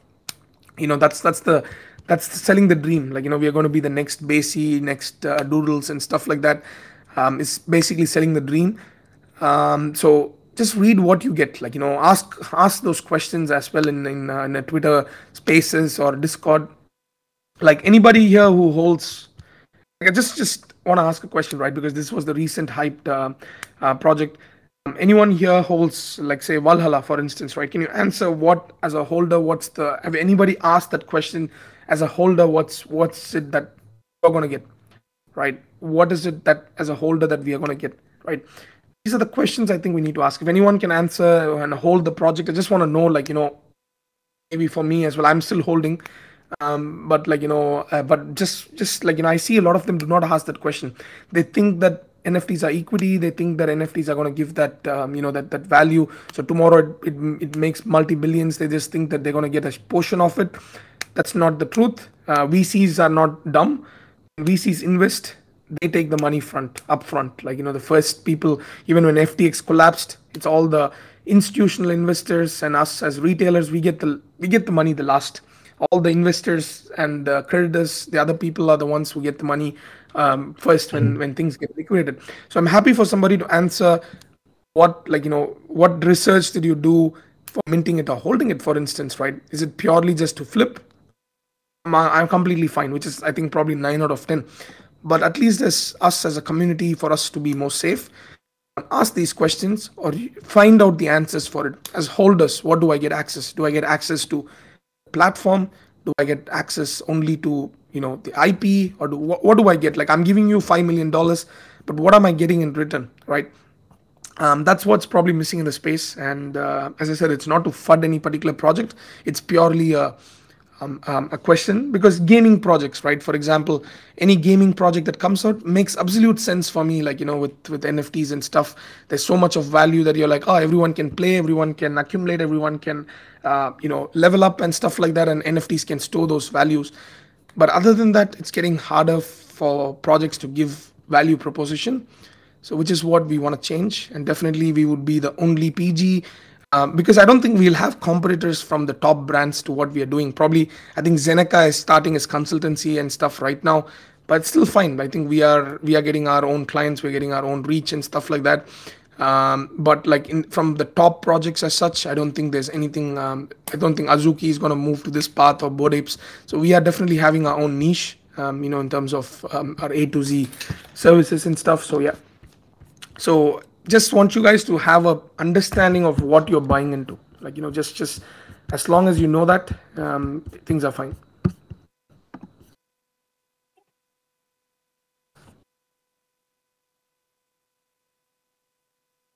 Nowadays, I mint into volume, read the project FAQs. I flipped because I don't get what I'm getting. There's nothing you're going to get, Alien C. I don't think you're going to get anything. It's all like, either projects are going to build. It's going to take time, 2, 3, 4 years, at least 1+ years or whatever, right? There's definitely, that kind of a timeline is there. So, or something like that. So what's the, what are you going to get in the short term? So that's the problem with this investment. So normally before, when we used to invest into IDOs or IPOs or something, um, pro- project founders from Web2, they put their money in, build a product to an extent and stuff, and then open up IPO, and it's locked for a few months. Okay, there's a 6 month or a vesting period where you're part of the project at least for 1 to 3 years.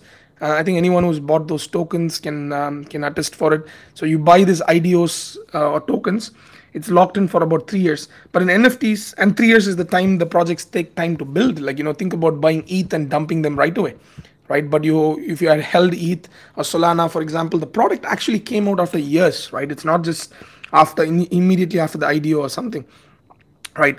So that the problem here is that we mint NFTs and we can immediately get access to sell it, and then it takes years for development.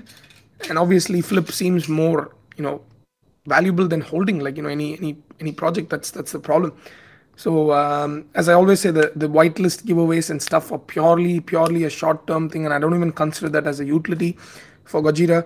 Yes, it's giving a lot of people money. Yes, Tata is doing an amazing job as well with a lot of them have DM me, especially when Jira was sold as well for super cheap price. They made so much money with a lot of these free mints and stuff that Tata has been giving through the Degen channel and all those things. But that's not real utility because we are depending on other projects to drop projects to make money for our holders. So that's not something that I've always been proud of. So that's what we want to change with 2023. So right now, with our new products and services launching, I think we definitely can make that statement.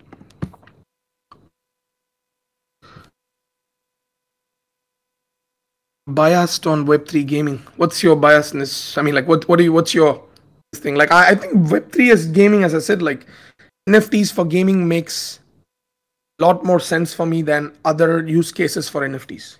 Simply put, right? NFTs for games definitely make a lot more sense. So I'm talking about all the projects outside of gaming, like just metaverse plays and stuff like that. I think gaming, yes, makes 100% makes sense, and that's why we didn't want to miss the chance to be part of Three-verse as well. Like, we want to have a skin in the game. If Degenime was open for maybe funding or something, private funding, maybe we would have participated as well. So because we saw how the thing is, and we heard a lot from Zero and Hustler as well. So we just wanted to have a skin in the game, with the gaming side as well. Like, so tomorrow we don't want to be like, we don't have a skin in the game for the gaming side to onboard users from the Web2 section, but without spending all our time just on gaming. So that's the only thing. We don't want to be just PG is a gaming product, so tomorrow they just generalize. Now PG is being called Alpha Group, although we are not far away from it. We're not just an Alpha Group. We are like an investment group. We are like a consultancy, but people just see it as an Alpha Group. So be it. We don't want to be just branded as a gaming project alone. So we do have a stake in the games and stuff. We might be open for one or two more if there's good products coming out. But yeah, that's pretty much it. Should make a survey on PG holders to know what is the main reason. I'm real quiet. Did I miss the December 16 leak? I just posted a picture about our pretty much something we're definitely dropping. I think for a longest of times we had been holding it back, and now we are definitely going to drop it. So I think the date and stuff, just keep a watch. I think that's going to be nice. It's not just going to be a long as boring article or something. So just keep your notifications on for our PG Twitter account. So I hope you guys would be excited seeing some of those things here.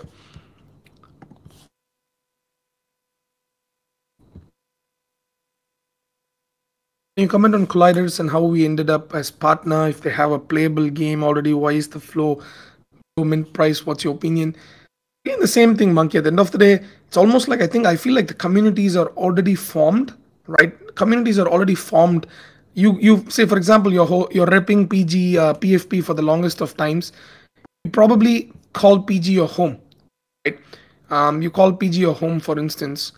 It's very hard for you to move a new product that's coming out and be like, okay, this is my home, and to change part. So when we already had come in a little bit earlier, It's almost like people have found their home and people found something they relate to and they believe in. I'm not gonna just talk it based on the floor price. So Colliders is something that launched at the wrong time. Colliders is something that I think, yeah, definitely launched at the wrong time. Couldn't mint out, didn't build a community. There was a lot of grinding going on. Mint price was zero point 0.5 ETH, which was a lot at the time, irrespective of the market. They still decided to go with zero point 0.5. Amazing team, amazing game, amazing graphics. I have only got positive things to say about Colliders, but the Web3 crowd, it's not even a question anymore why the floor is below mint. Do they even understand and they buy? Do they even understand and buy? Do they even understand what the team is building? Do we, like the number of people here in town hall? I'm not having anything against people who can't attend town halls. They have their own work, they have their life, and it's a Sunday. You want to be with your family. There's, as I said, there's only three types of people, right? One who actively participate, right? And one who silently trusts in the team, and one who buys hoping for a moonshot, right? And I made this tweet, right? There's three types of buyers. One who's hoping for this moon boy types. There's nothing wrong, right? There's nothing wrong in that. But the ones who are participating, or at least in some way, even the second type who do not participate, but at least come and read the AMA recaps, which is not that much of a time, like 5 minutes of your time to read, just to understand what projects are doing or what direction that they're taking. Most don't want to do that. So majority do not want to do that. They just want to look at the flow. The only thing they look at is the flow.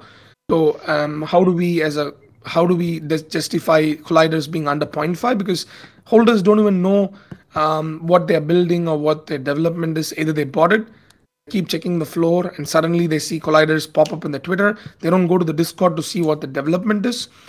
Straight up go to OpenSea and see the floor and be like, okay, I'm going to exit now, right? They see a pump, again they come and they want to exit. So I'm not going to blame anybody. It's just the fact that it's kind of going to be really hard for new and upcoming communities to build a home for people, because everyone's already found a home, whether it's Kaijus or whether it's Llamas or whether it's Gojiras or Basi or Emphers or Sappy Seals, Dodge Pound, or whatever that could be. It's not just based on the flow.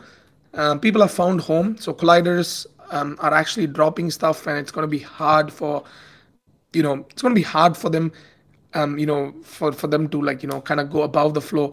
Even if you drop the best of the best games, I just want to know how many people in this town hall have time to play a game 2 hours a day on an average.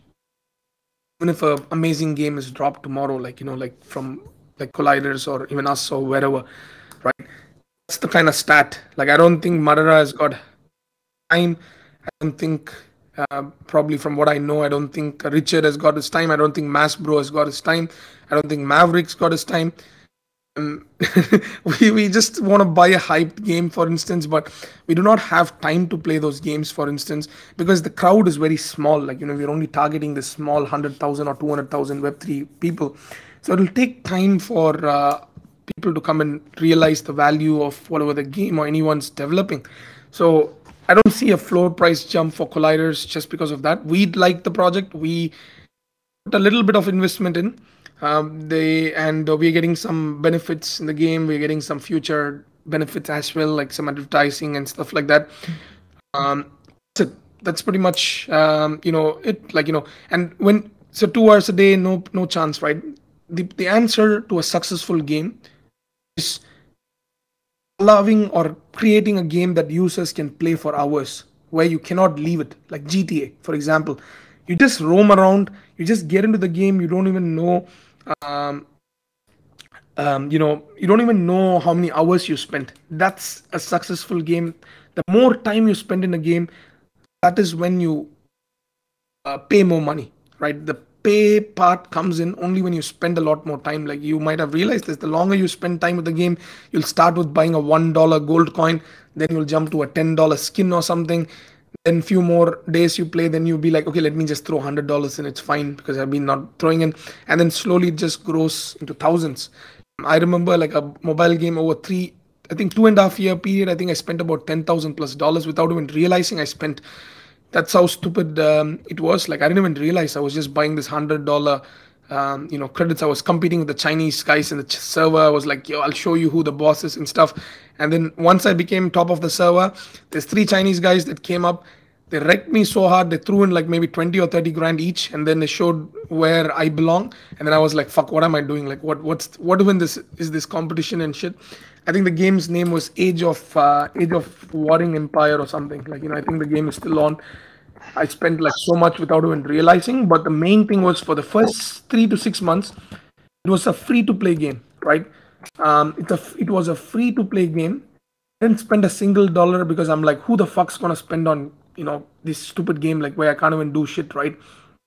And but after 6 months of playing like for free to play, it pulled me in. Like I couldn't, like I kind of got addicted. I was playing everywhere, like while walking to uni, while fucking like while shit, that sounded bad, but yeah, while in the washroom or wherever, like just it pulled you in. So think about it, right? Games have to be something where that can pull you in, keeps you addicted for it to be successful, or else oh, it's a nice game, but then okay, screw you, I'm gonna move, I need money.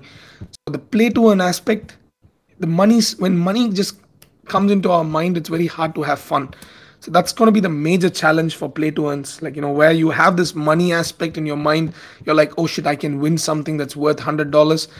When that's there in your mind, that's the problem. Like we never played GTA for making money. We never played Red Dead Redemption for making money. We played because we loved to play the game. It was fun. It was immersive, open world, fun and stuff. But when the play to earn thing is thrown, immediately we look at, I threw in $100. How do I make $200? Right? So that's the major mental challenge. The hurdle that we gotta like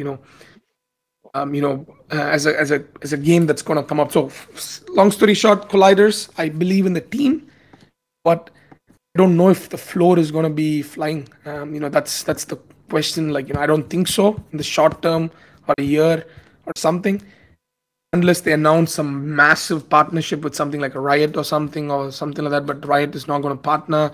If at all anything, they would drop their own game. So gaming is it's just a sell. It's going to be fun. I'm not gonna predict anything, but it's going to be fun for sure. I like SimCity. Yes, I used to play SimCity as well. That's the kind of games where you play and you get for playing for a long time. You have to wait for 6 hours. You get pissed and you go and buy those diamond coins and shit, like to just kind of like fasten the process. That's so crazy when you think about it. You knew you're throwing the money for useless purposes, but it just makes you buy it because you don't want to wait for 6 hours.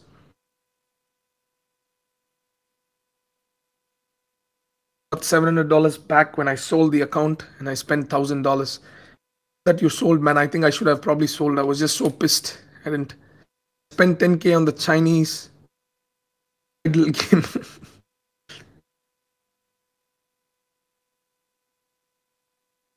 Spend 7K on Diablo. Look at it. Look at the numbers that's coming out, guys. That's more than Gojira's market cap right now.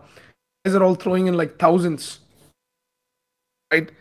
It's pretty much like that's more than Gojira's market cap at this stage. So we have, without realizing ourselves, I think we have thrown in a lot more money into games, especially combined. For sure, like that's the real power of real games, where you don't even know that you started as a free to play, and slowly turns into something super like addictive and stuff like that. So that's gonna be fun to see how Web3 is gonna adapt. It is not F2P, it's dead. If it's not marketed there, it's dead. Yep. If you have to pay immense amount on chain, yes, that's again, I think quite a lot of factors. Need a mix, because your NFT holders are going to come and they'll be like, I bought this NFT for this price and you're allowing everybody to play. Where is my value? And if you only allow NFT holders to play, you're restricting a multi-million dollar industry or multi-billion dollar industry, because you're not letting other people play. So that's a good point, Relic. That's exactly the plan for 3verse.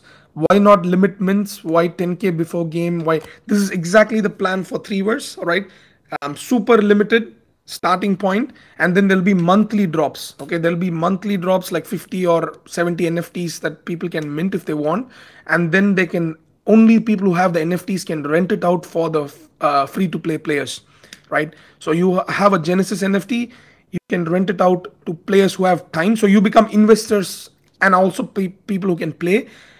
Free to play players, just think about this, right? As a concept, you have the money, you're putting in $100 for the NFT, and you become the Genesis investors, Genesis holders, for instance, and you rent out your NFT for free.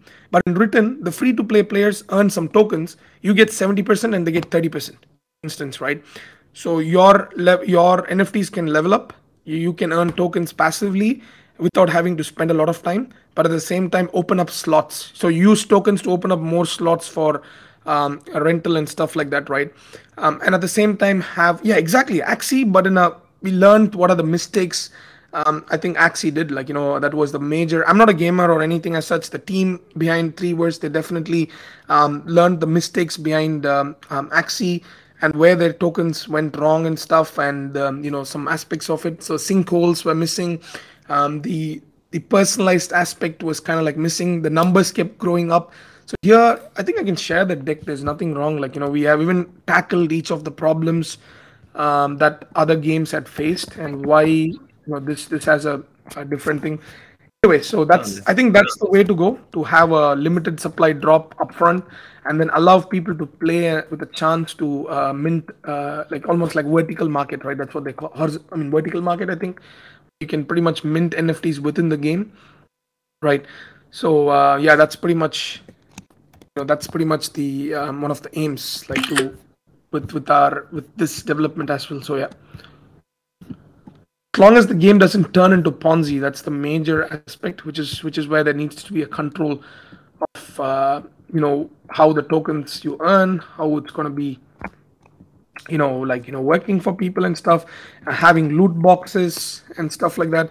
So just some of the token sinks, for example, what the team has planned for Treeverse as well. Like, you guys will play when the game's going to be out in a week or so, and one of those games that's built before the launch, or the token drops as well, so people can see if they actually like it, if they think it's fun. Few Genesis holders have played the game already. So yeah, main purpose, main target is to bring in free to play users, at the same time deliver value back to the original Genesis holders while controlling the supply. I'm not just kind of like coming up with crazy numbers and then like diluting the value and stuff. Anyways, I think I'll pause it here for this thing, and next week I think we'll have a pretty good one, because December 16th is our first year. So I think want to talk about a lot more things next week. Self-reflection, project moving forward, roadmap, and a few other elements that we want to definitely talk about probably in the next town hall.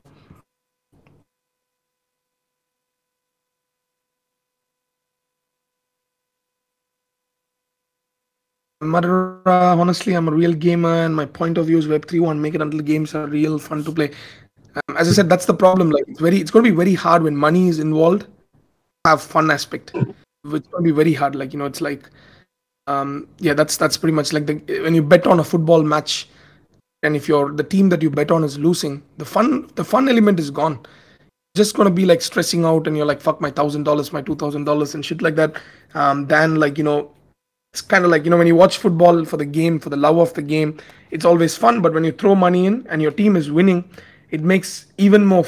It's extraordinary. But if you put a big amount and your team that you bet on is losing, I don't know how many of you lost in the match with Argentina versus Saudi Arabia, but I expect a lot of you to have lost. So the game wouldn't have been fun for you guys to watch. Like, although we couldn't. From a neutral perspective, it was really nice to see some. Like a low-ranked team come and defeat, one of the contenders, and like underdogs defeating. So that aspect is where I think the major challenge is going to be for games, to have that fun element, but at the same time not stress people out and kick them out. Where be like, guys, I played this game and I got wrecked so hard, and everyone starts making tweet about how much money they lost in this play to earn and stuff, and it spirals down. Like, think about Raid Party as well, right? Like, it's not even a proper game, but how many people got so wrecked so hard that they keep tweeting about it till day, right? So that's the challenge.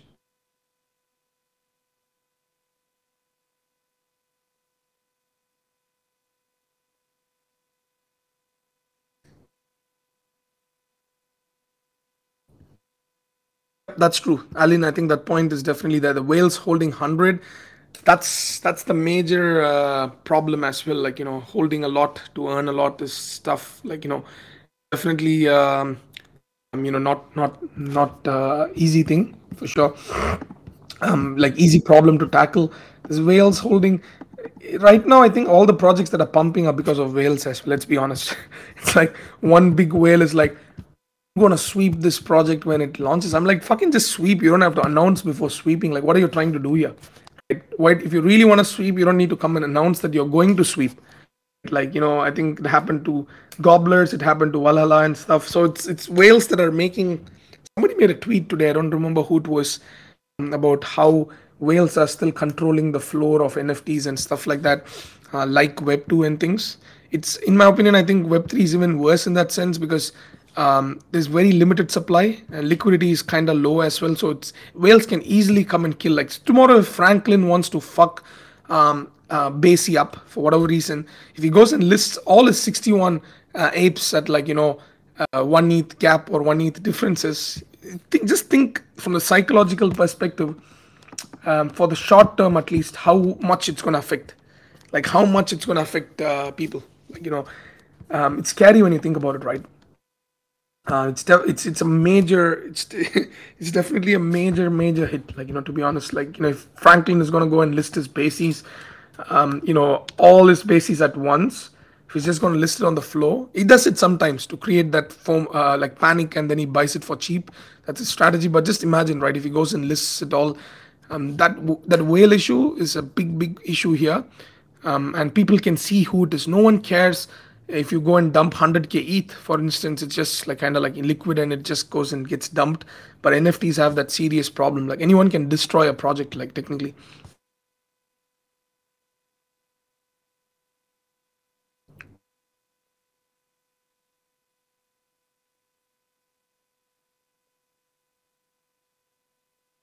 There's no need for Web3 game. There's a need for Web2 game that operates with Web3 rules. Yes, facts. Exactly. What is the main problem is interoperability and the ownership of assets. That logic can be done in the Web2 basis or something. I mean, fuck that. Like, you don't even need a Web3 game technically, but I don't think that'll happen. Why would somebody change the model? Like, why would PUBG or why would Riot Games? They're making billions. Why the heck would they change the model to make it positive for users? Fuck, I don't think they're gonna do it.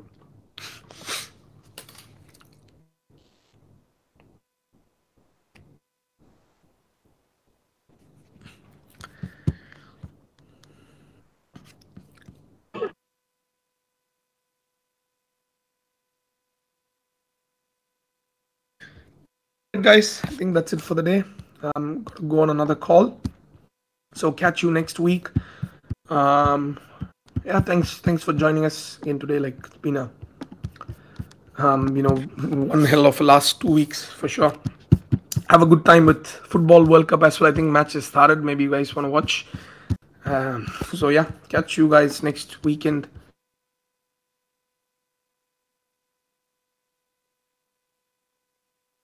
Brish, just we can get on a call now if you're free.